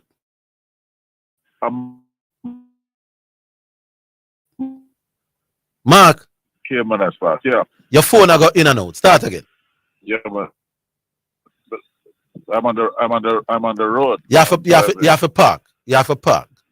Cause the line are going in and out. So park for 5 minutes and make way where you are. All right. Yeah, that's so good. Yeah. You're so good. Yeah. But we can't see. All right. I stop line with them after the go around the phone. Anyhow, yeah, I was saying, Ben Edwards. Yeah. He was an advocate for the trainers. Yes. And grooms for better, more improved prize money and all that. And he fought valiantly. And he wore another cap as a trainer who trained some of, if not the best, set of imported horses to have raced at Caymanas Park. Yes. And those horses were Die Job, yeah, Secret, and Mr. Nutcracker. As I said Friday, Secret is the only horse that Secretariat, America's greatest racehorse, have sired to race in Jamaica. Mr. Nutcracker is the only offspring of Texas Prospector, another champion racehorse in America, to have raced in Jamaica. And they made their mark. So, we have to pay some respect to Ben Edwards. Is since him in past and me I remember Vin was a prominent politician too. Him not represent he was a politician also. Him not represent one of the party in St. Mary, one of the constituencies in St. Mary. I didn't remember that. Yeah. Yeah. But he contributed a lot to racing. Yeah, man. He also had a classic winner in the form of 1987 horse by the name of Listener. York Hills of Silver Bonnet, Offspring. Yes. Which was good. All right. Outside of that, though, Arvin, I'm going to ask you something. Yeah. Because I hear you dwelling on a particular point in respect to Steve Smith and Brian Lara. Yeah, man, come. All right. We're just going to leave it for the public to judge after. Yeah. In 2012. 2012? 2012. Listen, you seen Bolt was not running no form of fast time. All the fast times then belong to Justin Gatlin. So if we were to look at both of them, if they hadn't raced in the 2012 Olympics, and based solely on Usain Bolt form going to the Olympics, it is almost a foregone conclusion that people would have formed the opinion that Justin Gatlin would have beaten Usain Bolt. Same thing goes for 2015, when Gatlin have all the sub 10, the fastest sub 10. So I said that to say this. Despite Steve Smith chalking up centuries after centuries, I am not 100% convinced that he is a better player than Lara. What would make Lara better than him? What would make Lara better than him? The reason being, yeah. Let me tell you something. You see, a champion batsman like Lara, to me, Lara was the type of player that can raise his level of game at will. No, man, he couldn't. No, stay, Mark. Hello. Mark. Just I say no. Then Mark, hold on. Mark, hold on, my classmate, man. Right away, Yeah, you know, so when you talk like that, you're in a problem. Brian could raise his game at will. Big man, you can't start off with a kind of open-ended and loose statement like that. Nobody at all can perform at will in a no sport at all. Enough time Brian want to make runs and man lick him off for the pitch for a little bit. So start again. Give me back your presentation. Hello. Yes. Hello. Orville. He can't make runs at will, no, but so start again. Hold on. I have been at Sabina Park number of times when West Indies play. On a few occasions, I want to say no bad time, on a few occasions. And sometimes, two particular occasions, when they made the 230. The 230. Mark, what you gotta tell me is irrelevant, you know. Brian Lara played 200 and odd test innings. Enough time in them 200 odd innings, them boss. He wanted to make runs and they get liquid off of the pitch. Don't say he could make runs at will. That's all me a content. You have to rephrase that. Rephrase that. I think he was able to raise his level of performance at any given time. Mark, then that worse than at will. Him can't raise it at any given time. You don't think Brian Lara would have more test century than the 34 we have, brother? No, let me tell you something. You know, when I read Brian Lara documentary, you know what I discovered of it? Mark, you can't reason like that, my classmate. Vietnam. No, man, just stick on that No, point. Lara can make runs whenever he wants. We can't start the year with them kind of sound, brother. Let me tell you something, Orville. You know what I discovered? What? And I am hoping that it is not true, but I read it. That Brian had a gambling addiction. He loved gamble. What that have to do with what you say? No, wait. If you have a cricket match tomorrow morning, and depending on how you react to losing, but if you lose a certain amount of money tonight, gambling, you wake up tomorrow morning, you vex, you lose about a money. And you're telling us that to say what, man? Get to the point, no, man. Get to the point. In some instances, might be his concentration was not at a level. Because he ain't got gambling the night before. At the sound again, man. Might be circumstances. So why are you bringing it up? So why are you bringing it up if you're not thinking true? Mark, yeah, search. It can be true. All right. Since it can be true. All right, my classmate. I believe that when Steve Smith do make no runs, and him and his wife have problems, my boss. You say once him and his wife good. All right, cool. You say once Steve Smith and his wife good. But you know what? 100. I cannot compare them if they were playing in the same era. Oh, I would be able to come. That's the only way you can compare them. I would be able to compare them more correctly. Them. I'm stated correct like how you want me stated. Marlon Samuels versus Marlon Samuels. Yeah, that's fine. Marlon Samuels and Viv Richards. Who was the better? No, man, there's no comparison. So don't go there. But they played in two different eras. Because simple, the two, remember, you step on your program, you know. Yeah. So listen, when the averages are close, you can compare them. Yeah, but we not talk about eras, are close between. But I can compare Jack Callis with Sobers. Them averages are close. They have done so because Jack Callis is rated as the number 2 all yeah, around. but Mark, listen, Mark, how you all over the place? I'm saying that they played in different eras. But you say it, you know, and me say it, you know, your own words, not my words. But my words so say the averages are close. You can. But I never said that you can't compare people when them averages close. Brian and Steve Smith have close averages, you know. One of 52, 53, and one of 56. Yeah. That is exactly my point. And I'm saying, you can compare them. Yes, but to get up better. So you can compare them if they were playing in the same era, because sometimes all right, averages can be deceptive. No, man, average can be deceptive. Averages, yes, man. Over a whole career like that. Don't give a true reflection, Papa. No, you just man. hear the example with Justin Gatlin and Usain Bolt. No, man, Justin, you talk about a season. You talk about a 20-year or 15-year career, man. I tell you, say, Mr. Usain Bolt, 2012. But I am talking about a season. Jesus, but that is a season. Yesterday was beaten by Usain Bolt. You know, sir, the first Bramble Kyle of the year. You're talking about a season, my boss. I am saying that over Bolt's career, him have better numbers than Gatlin career. Yet about a season. And I'm saying that over Steve Smith's career, him have better batting numbers than Lara. Check the sub-10s, Papa. What? What is the sub-10 record?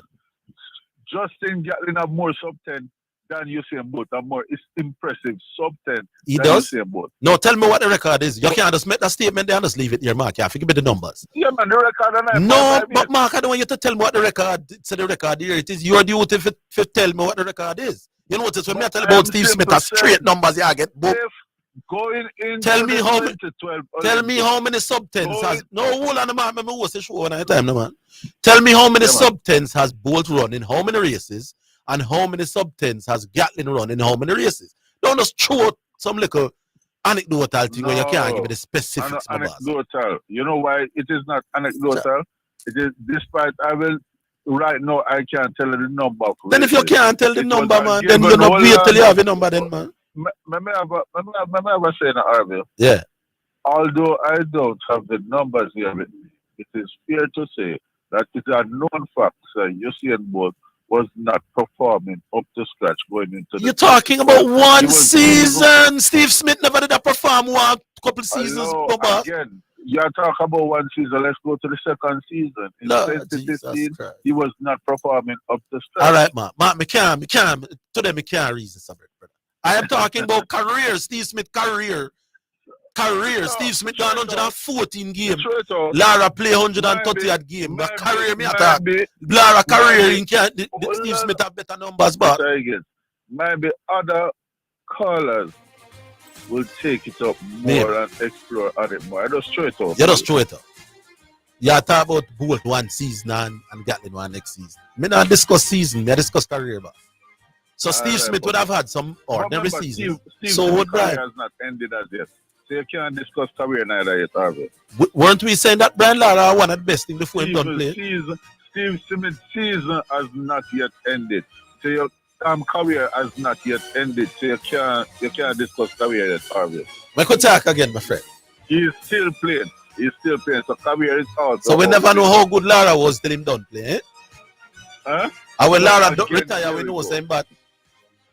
We know You so Lara have- could have bat you better than have enough man whole well your before argument, him Harvey, done and I play. have whole my argument. You have to admit that. because No, man. Steve Smith's career has not yet ended. Me not know You whole can't my compare argument. a man that is currently playing to a man that career. So you only know Sir Brian No, better you make than a some wrong. man You make it when he wrong. retire. Because Steve Smith's average have been decreasing over time now. And a little So you are decreasing still still better than playing Brian. You know what I tell you? happening. Make we leave this here, sir, man. Big up yourself. All right, Papa. Cool, respect. People more want to know what it's telling you. Good, my Steve, classmate. yeah, my class. Good, my class.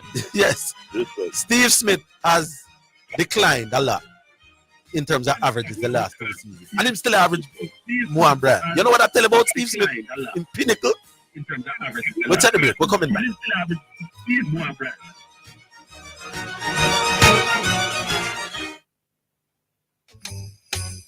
Tate's Clarendon Pharmacy presents their Super Christmas Sale promotion. Get 10 to 50% off selected items. Spend $1,500 plus tax or more between November 29th and December 24, 2024 for a chance to win a 50-inch Hisense TV. Come on down and tune into Omega Radio for the grand draw announcement on December 24th at 5 p.m. Join us on December 21st for our Customer Appreciation Day. And also on December 21st and 24th, bring the kids for a free gift and a photo with Santa for a small fee. Visit us at Shop 27, Bargain Village Plaza, Maypen, Clarendon. Authorized under Section 58.3 of the Betting, Gaming and Lotteries Act. Tate's Pharmacy, your super pharmacy. Telephone number 986-2324 or 786-2222. Are you a registered charity clearing charitable items during the holiday and in the new year? Here are some reminders from the Jamaica Customs Agency to assist you with your clearance. Ensure you have a valid copy of the Certificate of Registration from the Department of Cooperatives and Friendly Societies, a letter of authorization if applicable, the signed special declaration, the bill of lading or airway bill, your packing list, your invoice or receipts, a valid tax compliance certificate, and the relevant permit and licenses where applicable. Also, ensure that shipments are consigned to the charity at the registered address and that donations for schools are consigned to the National Education Trust. For customs-related queries, you may contact Jamaica Customs at 876-922-5140-8 or email public.relations@jca.gov.jm. Jamaica Customs, keeping our customers in focus. You're listening to Omega Radio, broadcasting live. Omega Radio, Omega Radio, Omega. You're listening to Jamaica's first and number one daytime sports calling show, The Sports Desk. Hey, yes, so when it comes to nothing, no other argument that we have had demonstrates how emotional people can get. One of the things we tell you about batsmen is their ability to score centuries. You understand? Because that's the aim of every batsman. Once you touch a pitch and you want 100 some people. Not just make a 30 or a 40. You want to make 100. That's the aim of every batsman. Brian Lara played 232 test innings. 232. He made 34 test centuries from those 232 innings. 3,400. Steve Smith, when him scored the 200 in the series, is now on 34 centuries. So Steve Smith has scored the same number of test centuries that Brian Lara has scored. Brian scored him 34 centuries in 232 innings. You know how much innings Steve Smith got? For the same amount of 100? 204. It took Brian Lara 28 more innings to score the amount of century where Steve Smith scored. So if you're talking about Steve Smith average higher, you know. So when people who cannot reason at my level say, then if him come closer to Brian, that means Brian, then what it mean? My argument about Steve Smith and Brian Lara was not dominated only by averages, you know. I've always told you that Steve Smith scores runs around the globe better than Brian. Brian Lara averaged in the 30s in India and in the 30s in New Zealand. Steve Smith not averaging at the 30s, no way at all. When play one like 3 or so tests. So Steve Smith averaged 40 or more everywhere in play cricket, every country. Brian doesn't. Steve Smith averages at least 40 against everybody when play. So we're not about us in a country now. Opponents. Once Steve Smith play against you a few times, he more average 40. Lara does not average 40 against everybody when play. So Steve Smith scores less innings or play less innings for score the same amount of 100. So you know, so by the time Steve Smith play the 232 innings where Lara play, him have 28 more. He will, you would think, scratch even the next 100.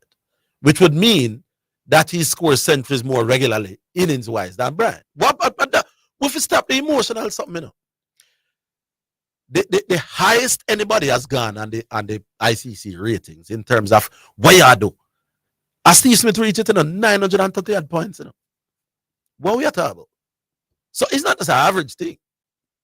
Is the other impact what the man have. And you see this argument for Steve Smith now face somebody, people. Brian Lara no face no fast bowler better than Bumrah in his lifetime.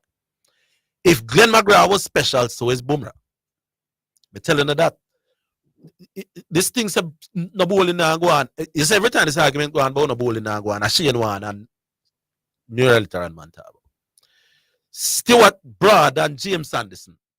How them swing cricket ball in England. Brian Lara never faced no such two man a swing cricket ball when him go to England in a few time. You know, have a fear. Talk about Brian Lara. He is a very special man, but at least don't dismiss Steve Smith out of that argument. Average is better. Centuries conversion better. Better at scoring runs against all opposition. Better at scoring runs in every country. Whilst you know, make 400 no innings and broke one record on a flat pitch down Antigua. No, stop it, brother. And him not look pretty. I know them never watch. Next call. Hello. Yeah, good day, good day. Good afternoon to you. Happy New Year. Who it? Cutty. Cutty? Yeah. Cutty, me no remember Cutty. You call already? Call a few times last year, so well, me not really call often. But me I try to make a difference here, you know? Oh, yeah, man. Yeah. You try to make a difference. Where you are saying now? Let's hear how you sound. Me just listen to CC a while ago. He must struggle. CC has struggled. With the Salah issue. Yeah, struggling. You understand? The thing about it is, me prefer just to put aside numbers, but are really numbers that count, no matter where you take it. Yeah. Even when you compare Lampard to Iniesta, yes. Iniesta, Lampard maybe have better scoring and assist numbers, but ball handling and dribbling and passing, Iniesta is way above Lampard in that sense. You understand? So numbers in every aspect of football and every aspect of sport. You understand me? So the baller with the better numbers, I test will tell you. You understand? It's just the man have better numbers. So me don't love when people hear people talk about eye test to determine who is better. Eye test is foolishness to me. You understand me? The numbers is really what matters. Yes, when people say eye test, you know, what you say we call you? Cutty. When people say the eye test, it's not because they don't rate stats, you know, it's because some sports don't provide those stats. Are the stats not as easy to come to conclusions over? In other words, what is the eye test? What is the stats that can tell you who was a better defender? Rudy Dixon or no, man, but the stats are there. No, that's the point I'm making. The stats are not there. No, man, the stats in current football, in modern day football, stats are there. Right, but I'm asking you now. Interceptions will tell you. Clearance will tell you. Set piece headers as in attacking or defending will tell you. Yeah. You understand me? So the stats are there in modern day football. Everything is recorded now in modern day football. In modern day football. But back then it maybe you can't know back then. But everything now is recorded. So that means give me the ball but with the better stats. And in fairness, I agree that statistics are more readily available in modern football. But unlike some other sports, a lot of statistics in football. How do I put this? Your stats in football, especially stats that are not related to goal scoring, can be as accurate in determining how good you are as in some other sports. For example, let's take assists in football, for example. And I've been saying this for 15 years. Your assist stats depend largely on who you pass the ball to. Yeah, that's true. There you go. Your pass completion stats depends largely on who you pass the ball to, you know. Because if you pass the ball, get a man who know how to position himself and know how to get rid of the defender and make himself space, you going to have better passing completion than a man who don't know how to move off the defender's shoulder and himself. Yeah, but we understand that. But say, when you compare, remember they are playing at the highest level. Yeah. You understand? And players at the highest level are comparable with players. You understand me? So therefore we try to eliminate certain things, because if me pass it, because even Alan get way more chances than any other striker. You understand me? Does he? Them can provide way more chances than any other striker. Is there stats that says that Eric Haaland get more chances than anybody else in the league? What is stats name? We say that. I know about chances completed. Chances completed stats on them. Something. You understand? Conversion rate on them. Conversion rate. Yeah, but conversion rate doesn't tell me the amount of chances I get actually, you know. Conversion rate tell me the percentage of chances that I convert or don't convert. So about the percentage, can tell you the amount. No, percentage don't. The amount. No, hold on. Percentage. It tell you how efficient you are. Yeah, but no. So no. The argument I'm responding to, you know, is you are saying that Eric Haaland gets more chances than anybody else in the league. Now, I don't know whether that is either true or not true, but you can't just throw that out without stats. I don't know that. Right. I'm never go for the numbers next time. Yes, tell me the numbers that says that. Antoine, but here's the other point I want to make. Let's say that is true. Eric Haaland gets more chances to score than anybody else in the league. A large part of that is Eric Haaland himself, you know, who knows how to get himself in the right positions, probably better than anybody else, and the quality of the people behind him, the Fodens and the Kevin De Bruynes and so on. So football stats are not as accurate in determining quality as, like, say, cricket. When you average 100 and me average 60, me better than you. It more tell me how, when a man average 60 and the next one average 40. I know teammates have nothing to do with that. Yeah. That's the point. But as me say, but me prefer the man with the numbers than the one without the numbers. That's fair. Because I read the numbers win the game. Yeah, but and you are numbers win team games though. Between two individuals. Sometimes in a football you have to see them up. Yeah. Sometimes. I not say all the time. Sometimes you have to see them. A man might score more goal than Maradona now as a midfielder, but when we see man Diego, we know Diego better than me. So sometimes you have to keep. And next point too. When Mark come with UK Bolt and Gatlin, that the aim of any athlete is to win the race, not to go something. Why Mark Bramble Panawan though? Mark. So, may I talk about Steve Smith and his career with Brian and Mark compare Bolt and Gatlin over one season. Why Mark? Yeah, so that is my thing. So Ewa, are you at the first year? We will put you in the rookie category. At the end of the year, we are going to have a rookie call at the year. So your name is what is it? Cutty. All right, people. Big up, Cutty. You make a reasonable start to the year. We're coming back after the break.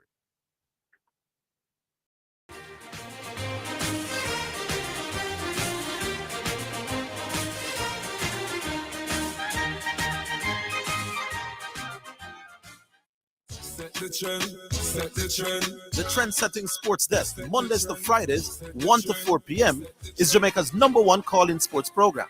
Join me, Orville Higgins, and me, Christopher Zidane Matthews, as we continue to take call-in sports discussions to the highest levels on radio. The sports desk, Mondays to Fridays, 1 to 4 p.m., on Jamaica's #1 sports radio station. The hour between 3 and 4 p.m. is sponsored by Western Sports, the sports people, with locations in Kingston, Ocho Rios, and Montego Bay. It's your favorite gospel DJ. My name is Jermaine Morgan, popular known as the Brother Frisco. Joins me weekdays and weekend on your radio. On Mondays, it's a 4 p.m. through to 9. Tuesdays and Wednesdays, a 4 p.m. through to 7 p.m. Thursdays and Fridays, 4 p.m. through to 9. And on Saturdays and Sundays, it's a 6 a.m. through to 10 a.m. on Omega Radio, locally and internationally. Where your afternoon will get better going into the evening, and your weekend will never be the same. Stay locked with Brother Frisco on your radio. You're listening to Omega Radio, broadcasting live. Omega Radio Omega. You're listening to Jamaica's first and #1 daytime sports calling show, The Sports Desk. All right, so time for the music, Miss B. Yeah, you know my voice I will up better than me the thing. So you know what God I got it. God is really God for you. Because I was coming in this morning and I said my voice I go what's up and you know we have some other things to do. Otherwise than the real thing, yeah. So and a voice is the voice. But me I will up. God I got. Second selection. Brought to you by Edge Campaigns for People Who Dream in Color. It's by John Mark Wigan, and it's called Work.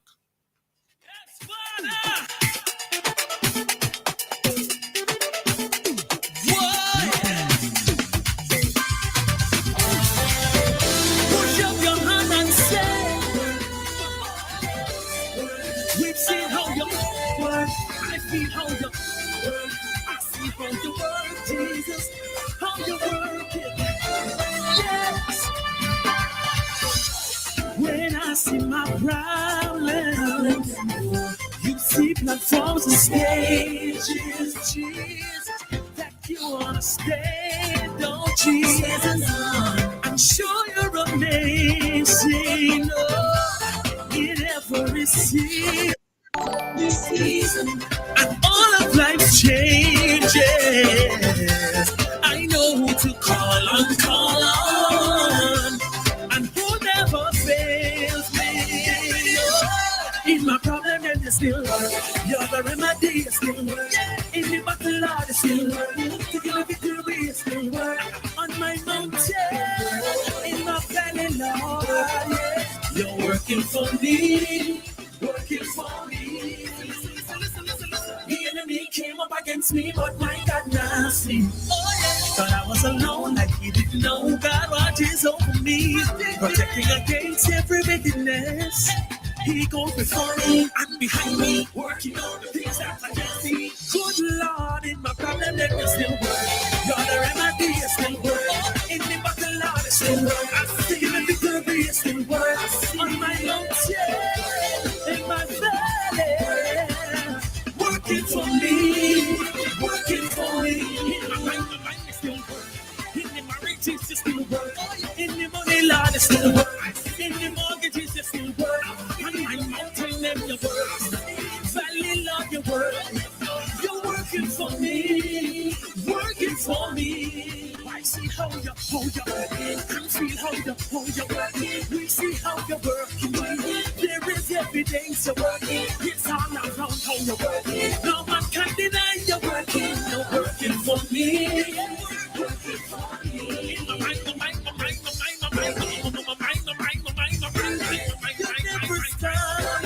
You're never done. All over my body, you're working. All over my body, you're working. You're working for me. You're working for me. In my problem, that you still work. You're the remedy, you still work.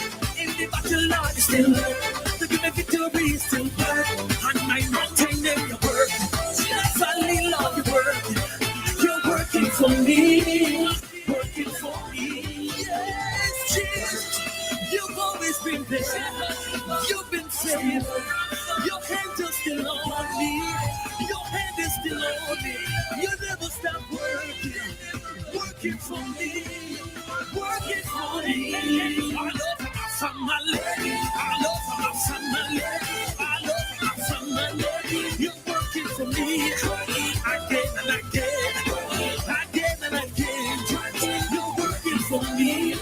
You're working for me. All over this ministry. All over this ministry. You're working for me. You're working for me. Again and again and again and again and again. Lord, you're working for me. You're working for me. Again and again. Jesus. Yes, Father. All right, then. So that is John Mark Wigan. Song is called Work. People, me have to tell you that that's something over the holiday. But we not dwell upon it and spend too long. But I want to tell me which side you know that pick in the argument. The incident me I got to tell you happened long time, you know. Happened when we are youth, you know. But me in I like a bar, I like a shop. Was it Boxing night or one of them night? And the argument come back. And they want to tell me quick as the rational logical program that we try to have here. Hear the story, people. The meanest man in our community, I mean, I call no name. I won't call his name because even if him not listen, somebody fit him not listen. But from where I grew up, we say, the meanest man in history, I mean. So, yeah, hear the story, Asta. The story done in 30 seconds. Don't make it come on and hear your view. So, this mean you now, I smoke a pack of cigarette. Just go buy the pack, you know. 20 wool in the pack. See? So, him take out the first one and a burn a cigarette on the road. Like him, I go home. So, he go buy the 20 pack and I smoke the cigarette, I go home. Take out the first one. And next brethren see him on the roadside with him, I go home and say, big one nice cigarette, you know, man. Here the first brethren. That's how we mean, you know, and you know, I get the man one of the cigarettes, you know. He say, boy, you know, say the last one, brother. I fling with the pack, cross one, come on, you know. Like over some wire, you know. That have to convince the other man, say, his cigarette done, you know. So him say, I last one, you know, brother, and just throw with the pack over so.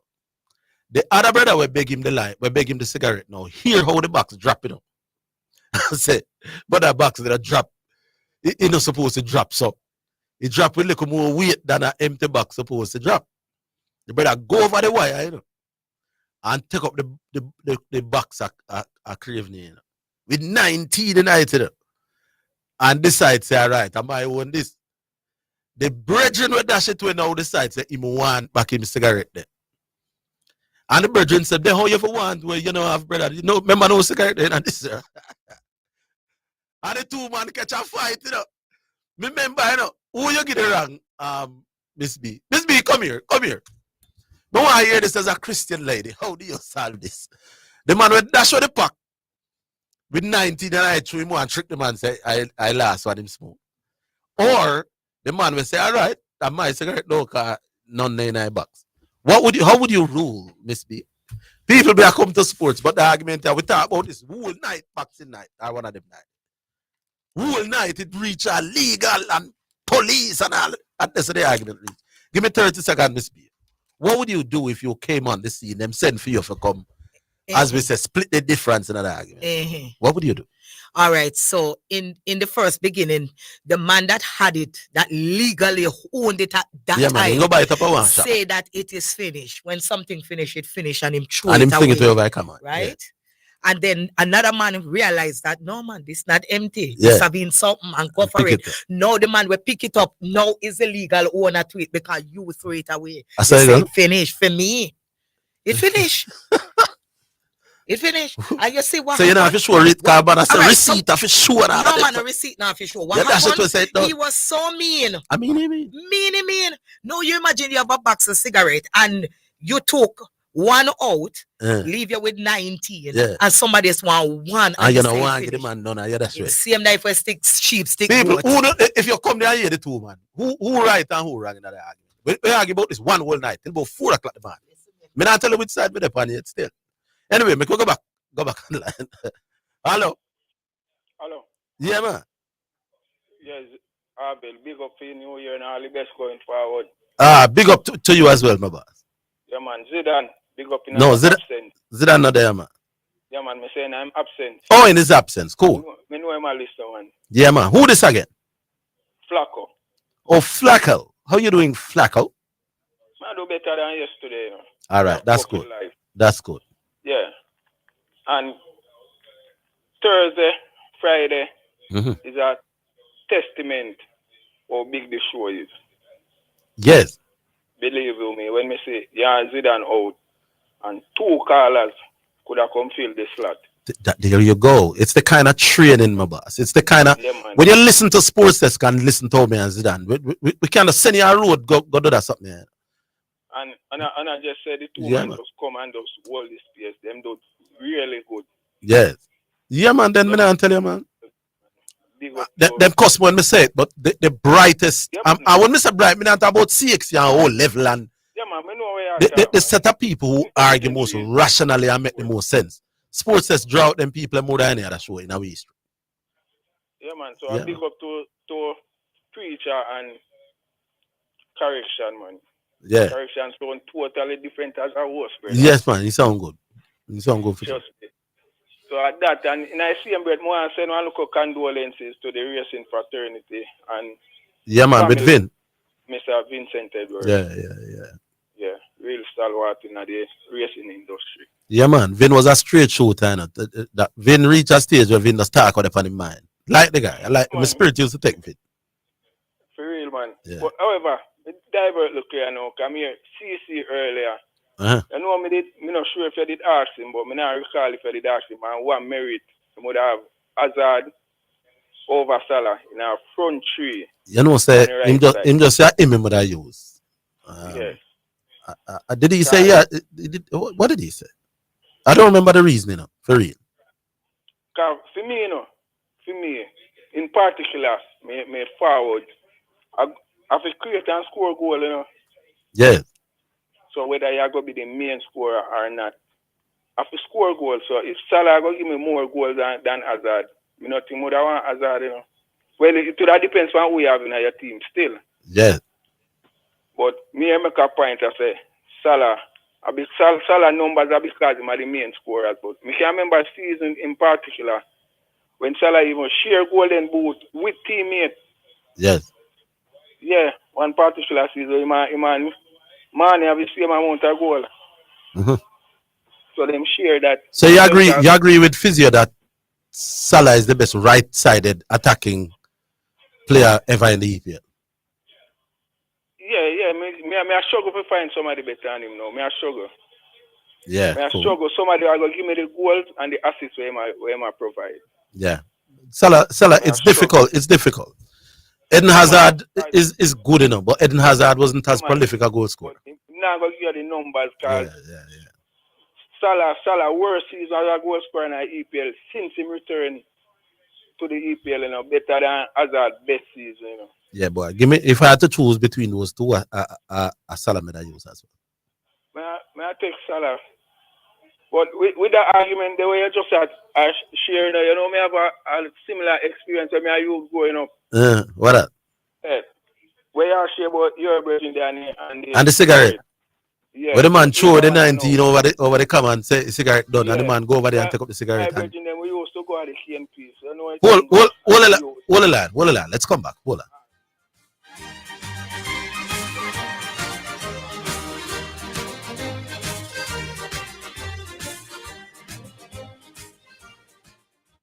Importers, Clear Customs, not your schedule. Download the JA Customs Connect mobile app from the Google Play and Apple App Stores and enjoy the ease to calculate your customs duties, search for tariff codes, track and trace your shipments, pay your declarations, and so much more, all in a click right at your fingertips. So save time, save money. Download the JA Customs Connect mobile app today. It's fast, safe, and convenient. For more information, visit jacustoms.gov.jm. JA Customs Connect mobile app, powered by the Jamaica Customs Agency. Jamaica Customs, keeping our customers in focus. Praise the Lord and God bless you. This is Archbishop Wayne Jonathan Manning I from Omega Radio.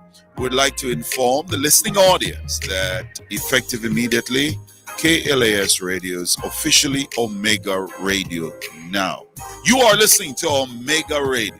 Tell everybody, the station where Jesus Christ is the star.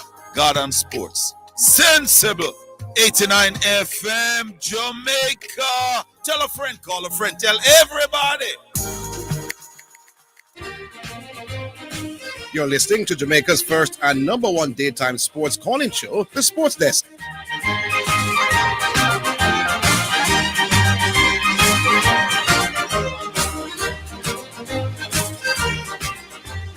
All right. So we're back online. Yes, boss. We're back with you. Yeah, and fine to know before we go to the local story that Salah is actually to the chief creator in a Liverpool team. So both them chief creator and them chief scorer. So that speaks volume to the player. Only 2 seasons since him come back to the Premier League, he not average. He not have 10 or more assists. Yeah. Definitely Salah for me. Yeah, man. Let me go to the story now. All right. You know, as you used to go key and piece, go cut key and sitting. So this particular youth come with about 15 key over him shoulder. Boom, a bigger man, bigger youth. Take one of the key and you know what the man do? The man drop in there probably 10 or so key, And I war with the man for the one, you know, by done every man come and take up one of the next game. Jesus. No, but on a rank in that case, there's still on a rank, him go look the key. Yeah, man, but I'm gonna look him key, but no shouldn't pressure the man. But while I'm paying the rest, you know, that's your rest to go war for one. Yeah, I get you. But leave it, listen, my friend. Yeah, man, big up, man. We can do some text. A star, I will take a next call. We could take a call and then at some point we'll get round to the texters. Hello.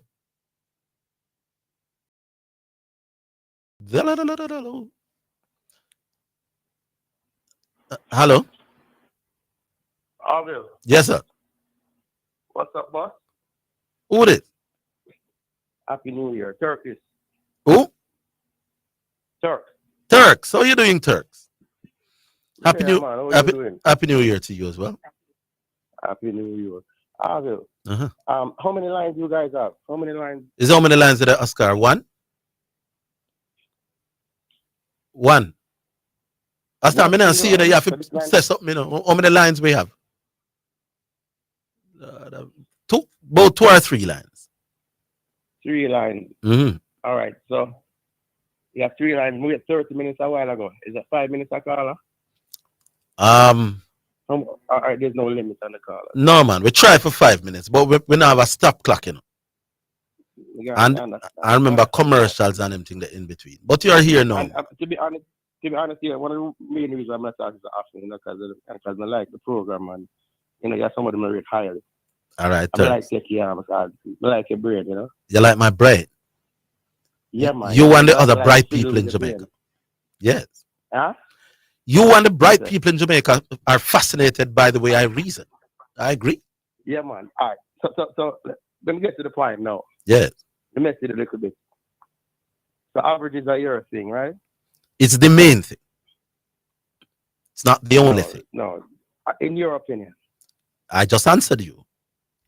Averages are the number one thing I use in determining if A is better than B. Yeah, man. We are a years.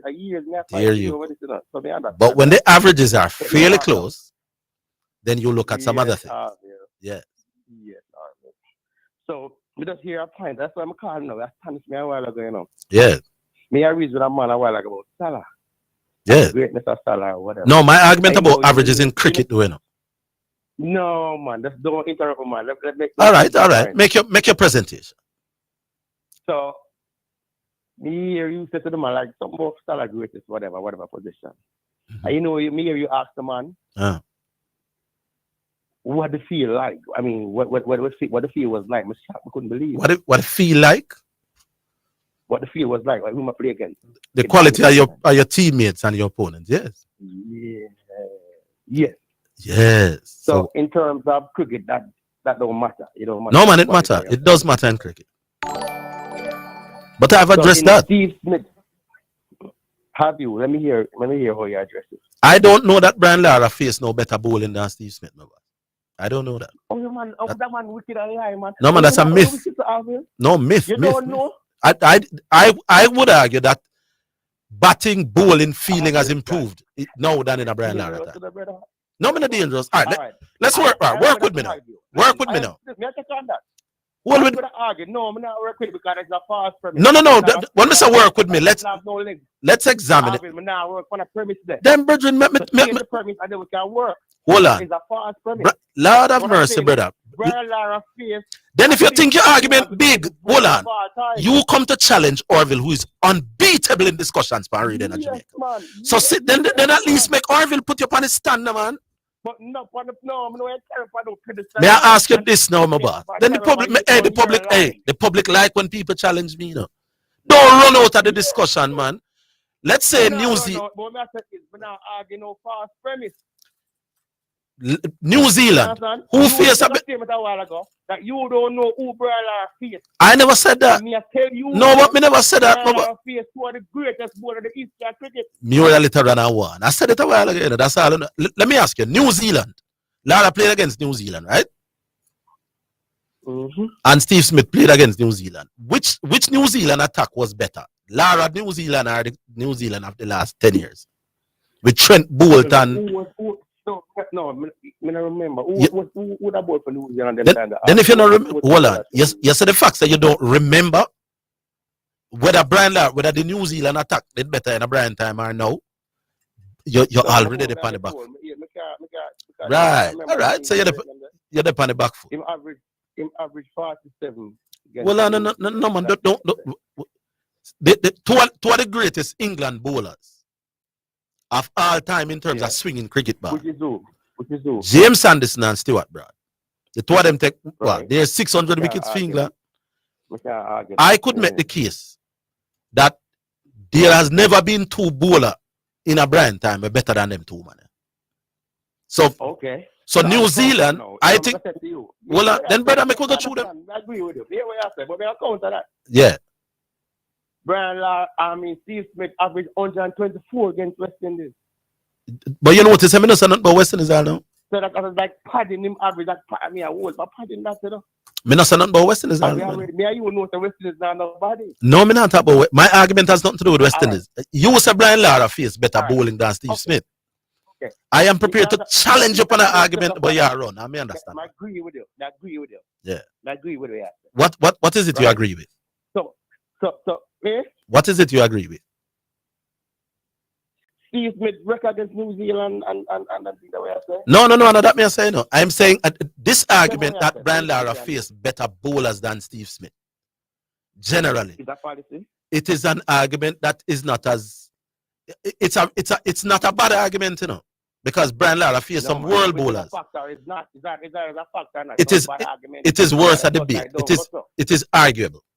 That argument. No, but is arguable. Good bowlers all the time.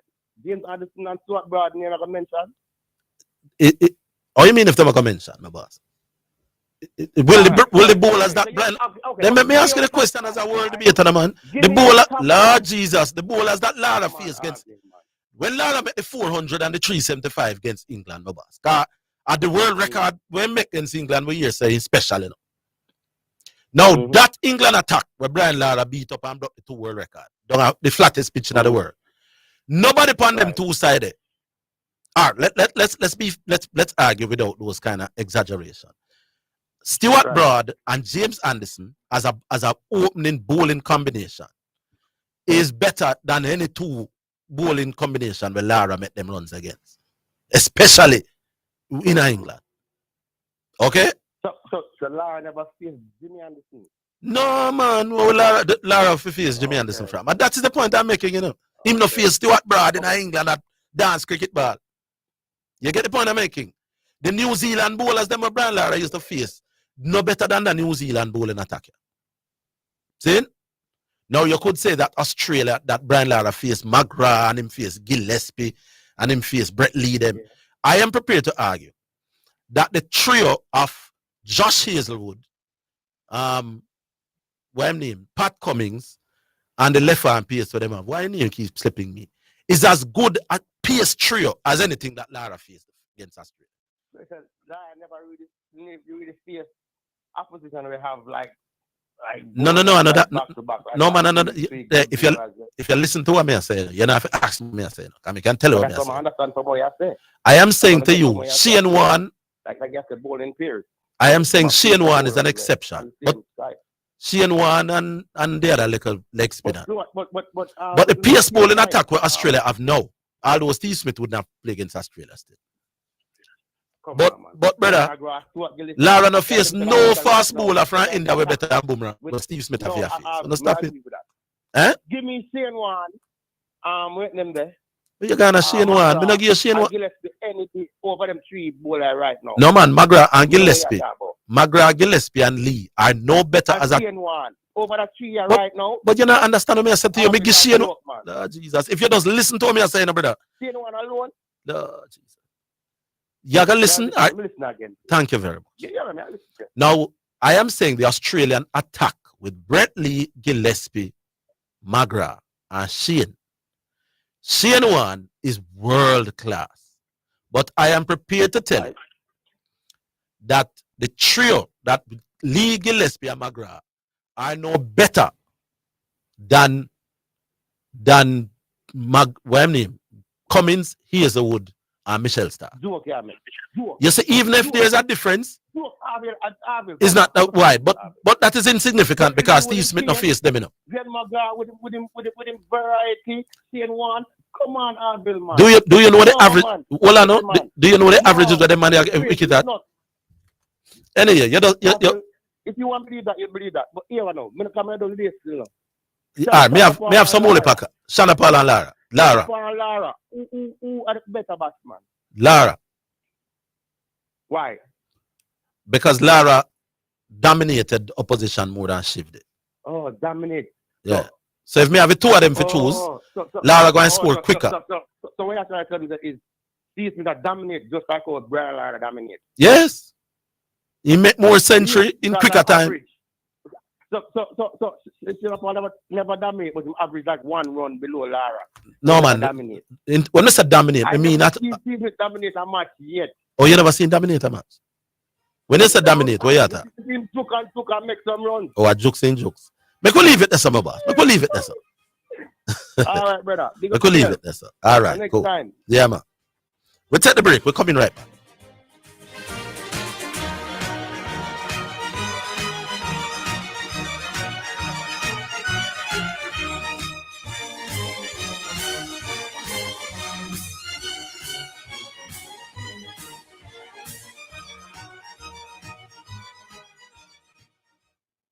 The management and the staff of the Jamaica Customs Agency extend the very best wishes to you and your family for a safe, peaceful, and enjoyable holiday. Whether you're effecting clearance at the port, traveling to and from the airport, or undertaking other transactions, we urge you to travel safely, use good judgment, and stay within the speed limit. We thank you for your support throughout 2024 and look forward to a healthy, prosperous, and productive new year. Happy New Year from Jamaica Customs.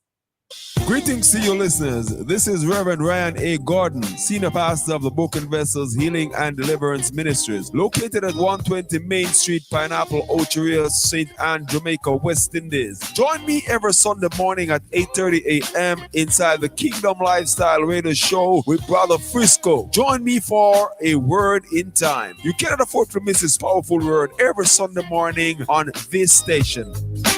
It's all right. You're listening to Jamaica's first and number one daytime sports calling show, The Sports Desk.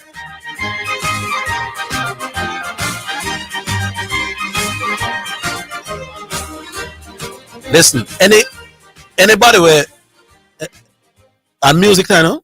Anybody can just come up and tell us a lot of you better bowling, anecdotally, You know, I don't reason like that. Work with some names and some numbers. People, which opening pace bowling attack for New Zealand did Lara face were better than Southey and Bolt. Tim Southey and Trent Bolt. Which opening attack in a Lara time against New Zealand better than them two? Make us say England now. Which bowling attack, opening attack where Brian faced against England were better than Anderson and Brad? That may asking about. Which we go to India now. Which pace bowler from India in a Lara time better than Boomerang? We just talk off of the top of weight, brother. Which spinner Lara faced in England? Well, you could say Kumble and Harbhajan were as good as Ashwin and Jadeja. Probably would I even give the Indians Harbhajan and Kumble them the edge.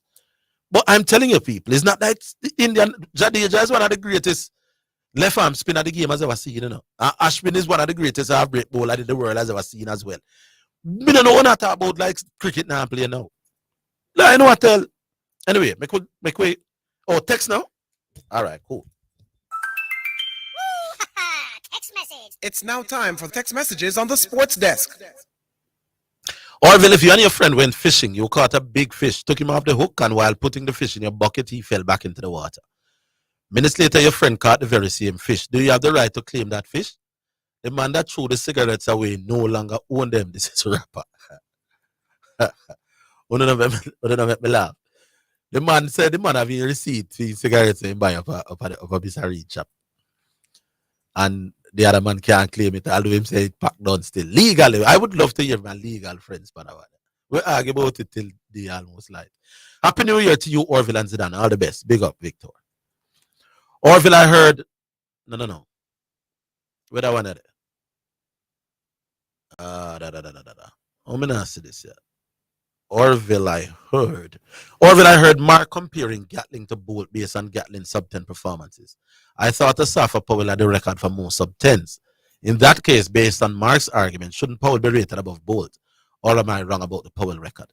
People, lift, reasoning. Orville, come back and read it now. I know another year from me for a long time.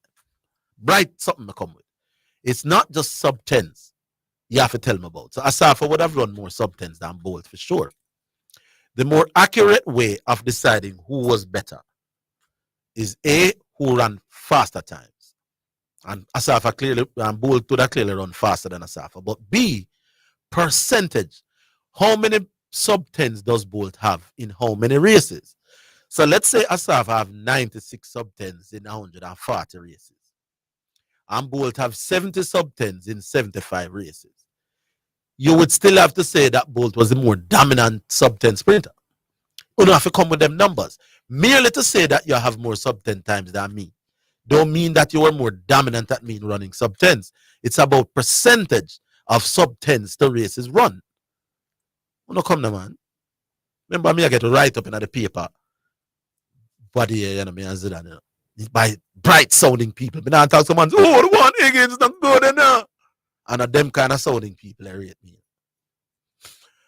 Mark Reason with the same simplicity he's trying to tie in with facts. Why Mark that Gatling argument never. Orville, Australia will start favourite. Their bowling attack is deadly, and even if Hazelwood is out, Scotty Boland is a very suitable replacement. Or that I suppose when we are talking about South Africa, Australia. Australia start favourites. They are the number 1 team in the world. South Africa number 2. But favourites don't mean you're gonna win. And the other thing I want to say, for true another argument as a bright man. Australia beat India 3-1 in the last series. Now, this is the first time them beating India in 10 years. So India, I don't know, India probably would have gone into that series as slight favorites. I don't know what the bookies are. But the fact that Australia beat them doesn't mean it's an upset. Let me teach you all something. When two teams, the term upset in sports means underdog beat big team. That is what upset is in sporting parlance. Underdog beat big team. When two big teams meet, no upset no happen none at all, people. Let me say it again. When two big dog buck up, the winner of that clash, the loser is not an upset. So if India did win the series, it would not be an upset. And if I know that Australia win, it's not an upset. An upset in sporting terminology is when an underdog beat up the big ass. Or when somebody, well, clearly the underdog. So two big ass will have relatively similar chances. No upset now go on. Let me just start the English lessons in 2025. All right. We go back to the next one now. Star. So you can't have upset with two big ass. None at all. You have upset when an underdog beat big dog. Okay? There you go. Next card. So South Africa, Australia, for example, playing in this World Championship now. Two big teams. If South Africa beat Australia, no upset. It would just be that big team get out big team. Australia will start slight favorites, but not every time in a favorite lose, it's an upset. Especially if he loses against a team that also was prominent in the betting. Hello. Oh, Amar. How are you, Amar? I'm there, my big boss. Yes, sir. Things that was a emergency come up and it kind of show up the thing, but yeah, man, I said yeah, but the plan to come by, but me the year set it off until the new year. Yeah. Well, me certainly take half the time, man. There, yeah. Yeah, man, you understand. So I don't know when blessed new year, I don't know go. Yes, sir. We have a link up in the next couple of weeks. So. Yeah, man, nothing around. Who shall start? I think you made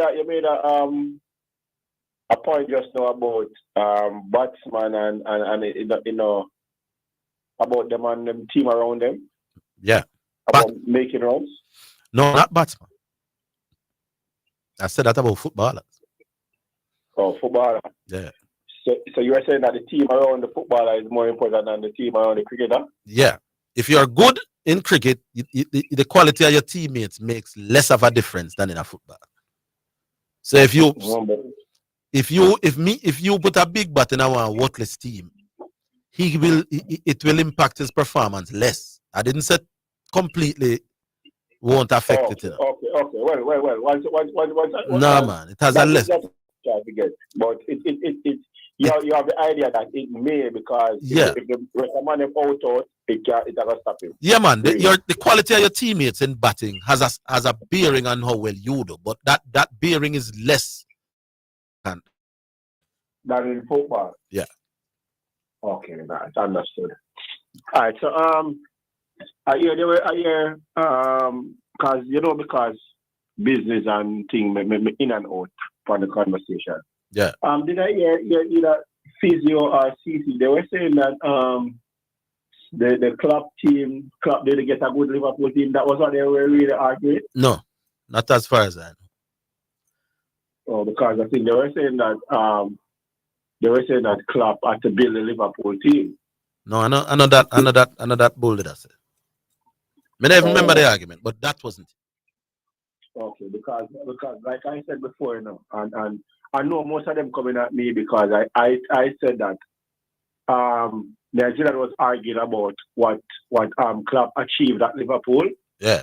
And Zidane was trying to sugarcoat it that Pep was out of the world why Liverpool lost all of those types to Man City, and I was telling that he's being disingenuous. Because we discussed over this radio that and Zidane matches himself said Klopp of himself for Liverpool for blame because some team with them draw against, them should draw against them. Yeah. So in Kiana Costa boy a Pep and buy out the league. So to hear him come back now to say that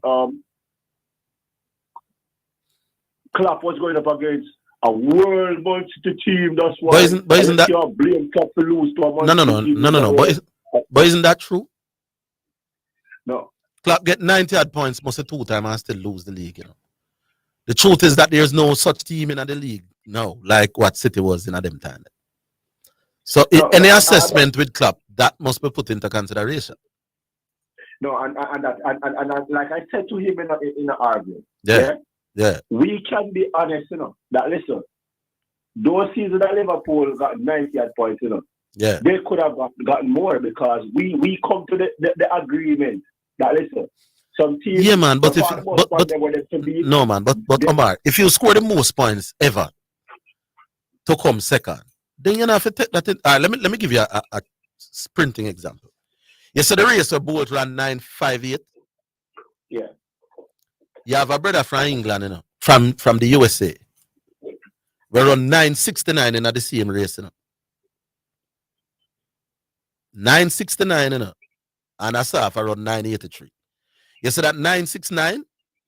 Yeah. If there was no such thing as Bolt, that would be the world record, no, it wouldn't be the world record.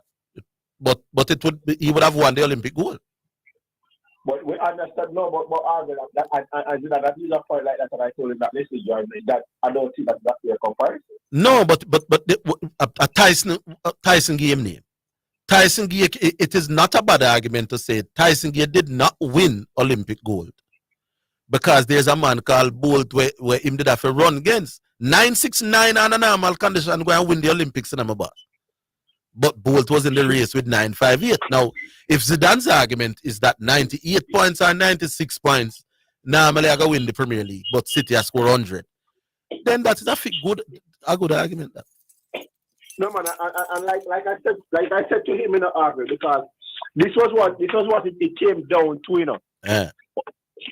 What it came down to was that if I was telling him that I rate Slot as a better manager, tactical, more than Jurgen Klopp. Yeah. So he was saying we came to the argument that if Slot wins the Premier League with 85 points, then he's not the super manager that I am making him to be. And I'm saying you're not being fair to that. Because we know one, the Premier League is much better than 2 seasons ago. We know this. No, we don't know this. We don't know this though. You know this, I don't. Why is it better?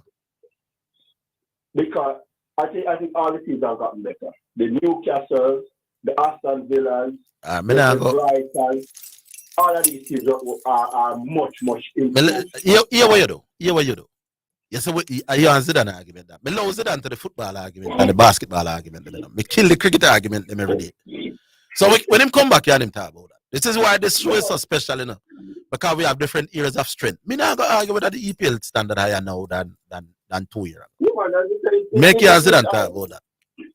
But my question to you is, if 4th place is there and it's between Arsenal and Man City, which one do you think will finish 4th this year? From Manchester City to finish 4th, it means which part in there now? I think they are either 5th or somewhere there. City made a work with for finish either Arsenal. Anyway, Arsenal can finish, City can finish above them. Above them, right? Yeah. All right. Down in the 4th, 5th place. That's all. But City won't win the league. No, see that, and that is what we hear most man because even the game yesterday, some people were saying to me that, oh, Liverpool that should give. I was like, what kind of foolishness you are going to say Liverpool that should win? All right. Manchester United played arguably them best game for the whole season. Yeah, what? Take up Zidane Pandem argument tomorrow. All right, cool. Yeah, but I'm and like I said, people, this is one of the reasons why the sports desk is without peer. Different areas of strength. Remember, Zidane can't get cricket too, you know. And me can't get football too, but I allow him to deal with them things. They will deal with some other issues, including some other issues. Like how we are going to take the break for that issue and come back for the final 15. We're coming back.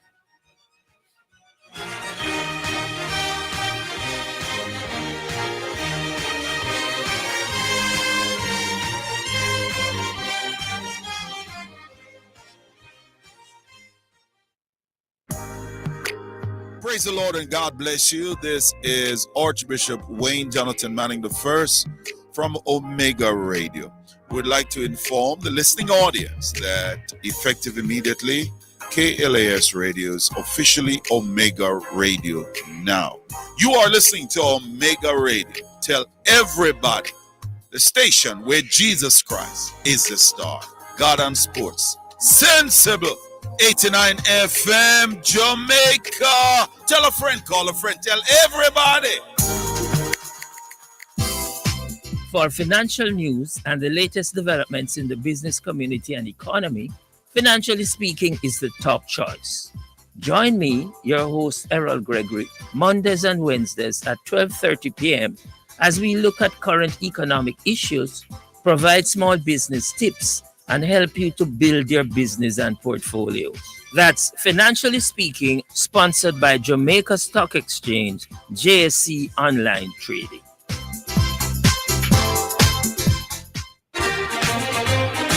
You're listening to Jamaica's first and number one daytime sports calling show, The Sports Desk.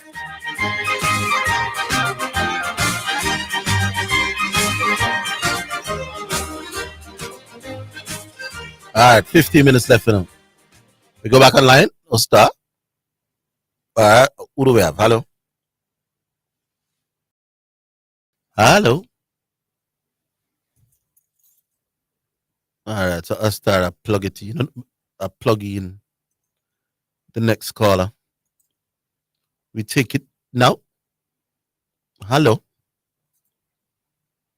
Hello? Hello? Yes. Yeah, Orville. Yeah, man, who this? Who? Who? Engineer. Engineer. How are you doing, engineer? Not so bad. Yeah. I'm near the father sleep awake, man. Sorry, man. You know it go. 47 minutes. Sorry. Yeah, man, I see that about my favorite subject, man. Cricket. Which part of it now? Yeah, I think you said that Brian Lara, Steve Smith don't have any average under 30. I think you said that. Don't have any average under 30? Yeah, against any opponent in PS. No, when play regularly. Anybody with Steve Smith play against often, he average over 40 against them. Not the same with Brian. When I talk somebody when play 2 games against, and if Steve Smith play test cricket against you regularly, he average more than 40 against you. Brian Lara can't say that. Because I was looking at it and I saw that he had an average of 29.75 against Bangladesh. Come on. How much time play Bangladesh? Not a lot. That a lot. That's what I'm telling you. And trust me, if him play Bangladesh more often, I 83 more than average. Yeah. So we must be lucky him not play against Bangladesh. The point is against the big teams around the world. Brian Lara failed against one of them. Both in a them country and against them generally. Steve Smith has no such failure. Steve Smith has no country where work him out. Well, we wouldn't call an average of 34.55 failure. No, yeah, I suppose you couldn't. But all right, India can say they contained Brian to look relatively ordinary. Nobody can say that about Steve Smith. If you look at it, yeah. Remember that a few persons from the West Indies do well in the subcontinent. Right? That's no. You have to go around. You have to do the. I am saying, my boss, Brian Lara didn't do well. No, against man, India. I'm just saying if you look at it, Alvin, if you compare the two batsmen, Brian Lara and Steve Smith, Steve Smith would be like a Shanda Park who goes out there and he does his job. No man, Steve Smith and Shiva are not the same type of batsman, my boss. They basically Steve Smith is going out there and he's not going to give away his wicket. No. Hold on. You see, remember me you talk to now, you know. Remember, anybody can sound the way you sound, but you have to give me numbers, my boy. You can't have a name, you know. Don't just tell me that him go they got jokes cricket. All right, then Brian Lara scored 5 over 1,000 runs in a calendar year 5 times. Steve Smith only lead 4 times. So you know what when you score more runs than me in a calendar year, what it tells you, you know, first you have to tell me how many games did you play to score them runs there. You can't just when you look on it. So if me play 10 games and you play 8, chances are you can't just come with them half and half figures there. Half against this, you know? Yes. The same thing I can tell you that Steve Smith, when he's at the crease, is likely to have versus that will stay at the crease with him for him to accumulate his runs. Brian Lara has to try and score those runs at pace, especially from the subcontinent, because nobody's staying at the crease with him. No. So hold on. No man, you can't just make them statement. They say nobody now stay with the big man. This is Orville you're talking to. If you don't know. All right, so let me give you the facts now. Let me give you Lord Jesus. So let me tell you what the facts. Let me tell you what the facts. Lord, let me tell you what the facts are, man. Don't cut me, man. Brian Lara, there is a certain man, you see, who got 1,000 minutes 4 different times in a test cricket and nobody know out him. You know who that player was? Probably Shiv. Shiv could be argued to be the most reliable batsman at not getting out in the history of cricket. 40 at time he not out. Yeah, because just go out there and doing job. But Hold on, my boss. You're saying that Brian Lara does have to go out there and fire because nobody now stay with him. Steve Smith now have nobody on him team will stay with people better than Shiv used to stay with Brian. So right, that's your argument, no sound, my boss. 4 or 5 innings of this. No. Shiv. Hold on, my boss. Again, this is Orville. Hold on. Shivnarine Chandapal made his debut for the West Indies. The same series where Lara made the 375. And Lara made the 375 in 1994. Shiv making debut in 1994. Brian Lara don't play cricket in 2006. Shiv play after that. That means Brian Lara play with Shiv for the most of Brian Lara career. Don't just come throw out things if you don't know what the facts are, man. No, but so don't tell me Mr. Brian never have nobody at all when stay with him. Steve Smith. If Steve Smith did have Shiv. All right. Well, Brian. No. What you should be telling me, my boss, is that Steve Smith play with a better batting lineup. But not about one individual. Right. Not do it. So Steve Smith has played in the better team. Better argument. Most of his career. Better argument. Brian Lara's strongest team would have been when he when him just come. Yeah, man. Better argument. When him just started. Better argument. Right? Yeah, but that's what we are saying of it. So to compare the two of them. No. But hold on. I don't think. All right, so me hear you. But hold on. Lord Jesus, big man. Lord, man. Who is a better batsman? Who is a better batsman? Viv Richards or Brian Lara? Viv Richards or Graham Gooch? That if we're talking about all right, Viv or Brian, who is a better batsman for you? Again, I think that's close. Who you get the edge? Viv or Kohli? Me know why you not answer me now. Because you realize that the master debate are coming. All right, you're talking about batsman that I like. No. Then just answer Viv or Kohli. Jesus Christ, big man. Just answer me asking of Viv or Kohli. Who you thought was better? You can't answer. Viv or Steve Waugh? Viv. All right. Here's my argument to you now. Viv Richards played in possibly the best batting lineup of all time. It doesn't stop you against the best against the best bowling lineup of all time. No. The point I'm making is that you are saying that. Listen to this. With less. You are saying that Brian Lara played. Oh, Jesus Christ. You are saying Steve Smith played in a better batting lineup than Brian. So Brian must get the edge of us. For most of his career. I'm saying to you that Viv Richards, who we rate as God, was in a better batting lineup than everybody else in the world in a theme time. So that must be held against Viv Richards as well. Yeah, but Viv Richards has Viv Richards. Don't stutter now, man. Don't stutter. Viv Richards, Orville, when him come to the crease, right, can do whatever he wants. Big man, Viv Richards could afford to bat like that. Because the line, Big man. The argument that me just lick it with. Think about what I just said to you. Think about what I'm saying to you. That Viv Richards had a better batting lineup than anybody in a theme time, but we still rate him as the best in time.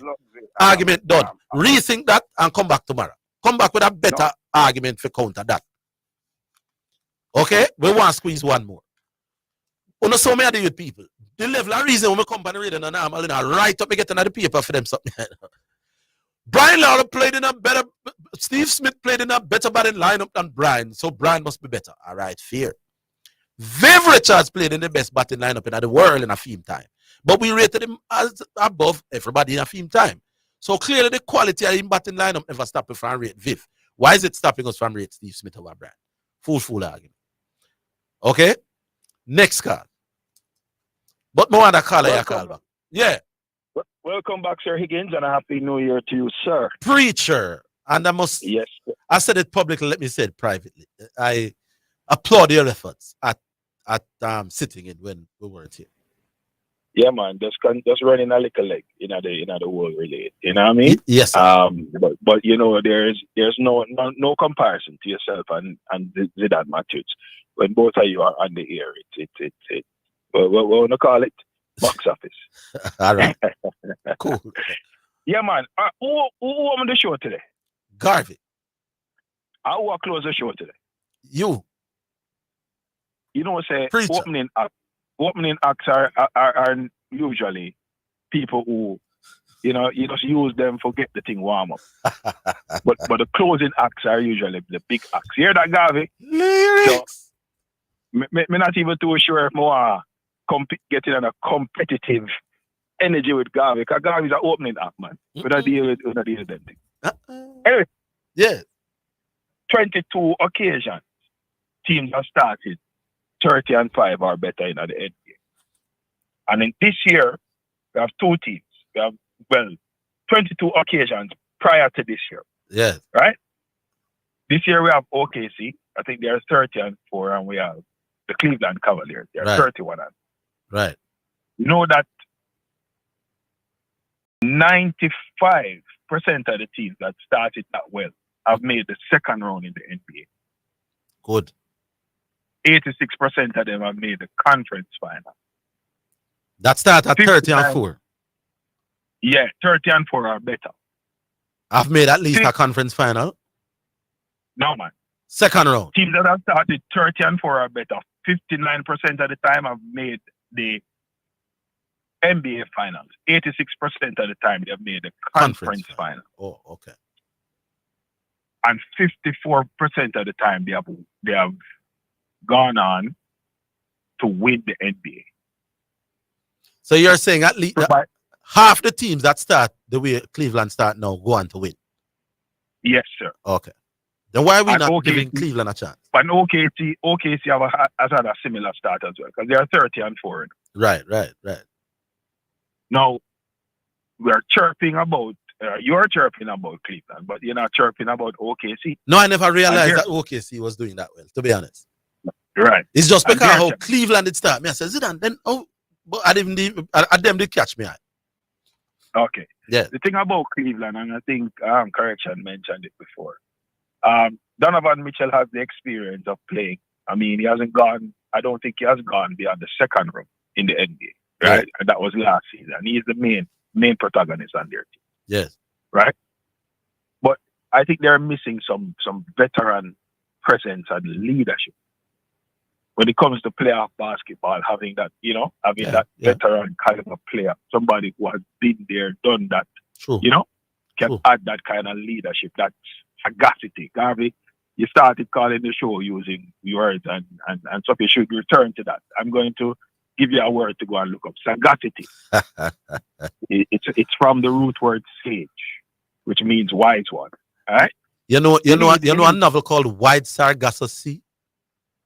You're probably not familiar but I will look up that. Wide Sargasso Sea was one of the novels that I had to do at some point. I think that's what they're missing. On the OKC side, right? Very good team. I think they're being led by easily the best point guard playing now in the NBA. Shai Gilgeous-Alexander, and he plays on both ends of the court. Now, the thing with them is they also are a very young team. Yes. And are lacking some amount of veteran leadership. I mean, they added a player who was with the Chicago Bulls. By the way, preacher, you said the time. Time done. Look how you watch. As the closing act. Here we go. Garvey, tomorrow. Me want the two on the radio same time. Patrick Mahomes. In the same way that I would want. You see, in the same way that I would want Michael Jordan to take the last shot in a 2001 or 2002 when he was playing at the NBA, but he was not the best player. I would want Patrick Mahomes to close out a game, even though I don't think he's playing. I tell you what time you can engage Garvey in that discussion? The face off. Things like that to close the show, man. We know what I'm showing. All right, so make we say we reserve. But suppose Garvey want to call in early. But anytime. That's something on your sound. So anytime Garvey call, we just call you. Anytime. And we'll kill Garvey many times. Jesus. You know what I mean? Leave it there, preacher. You talk about box office, that is box office. Garvey versus preacher in the face-off. All right, so that's our program for today. The face-off, incidentally, people who enjoy it while it lasts. Another novel move by the sports desk to put up two callers together. It may no longer be something that we alone do. Now you know it go. So let's enjoy face-offs while they last. And hopefully tomorrow we get them two man, Garvey and Preacher. Should be fun. Big up Ostar, big up Miss P. Big up Iran. Yeah. Big up everybody. First time I hear from me since last day. It was good. Although still have a sniffles, but hopefully by tomorrow I'll be better. Hopefully by tomorrow Zidane should be here. Join us tomorrow then. No, same time. So.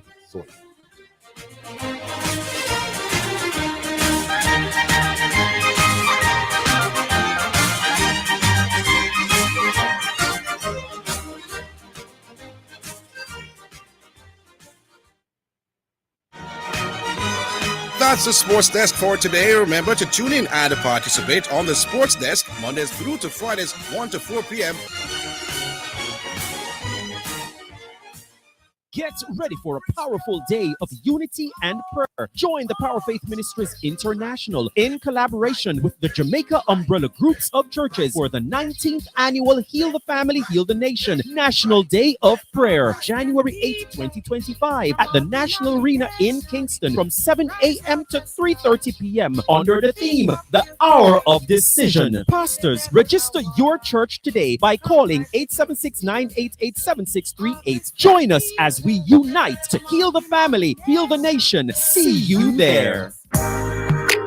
Praise the Lord and God bless you. This is Archbishop Wayne Jonathan Manning I from Omega Radio. We'd like to inform the listening audience that effective immediately, KLAS Radio is officially Omega Radio now. You are listening to Omega Radio. Tell everybody, the station where Jesus Christ is the star. God and Sports. Sensible 89 FM.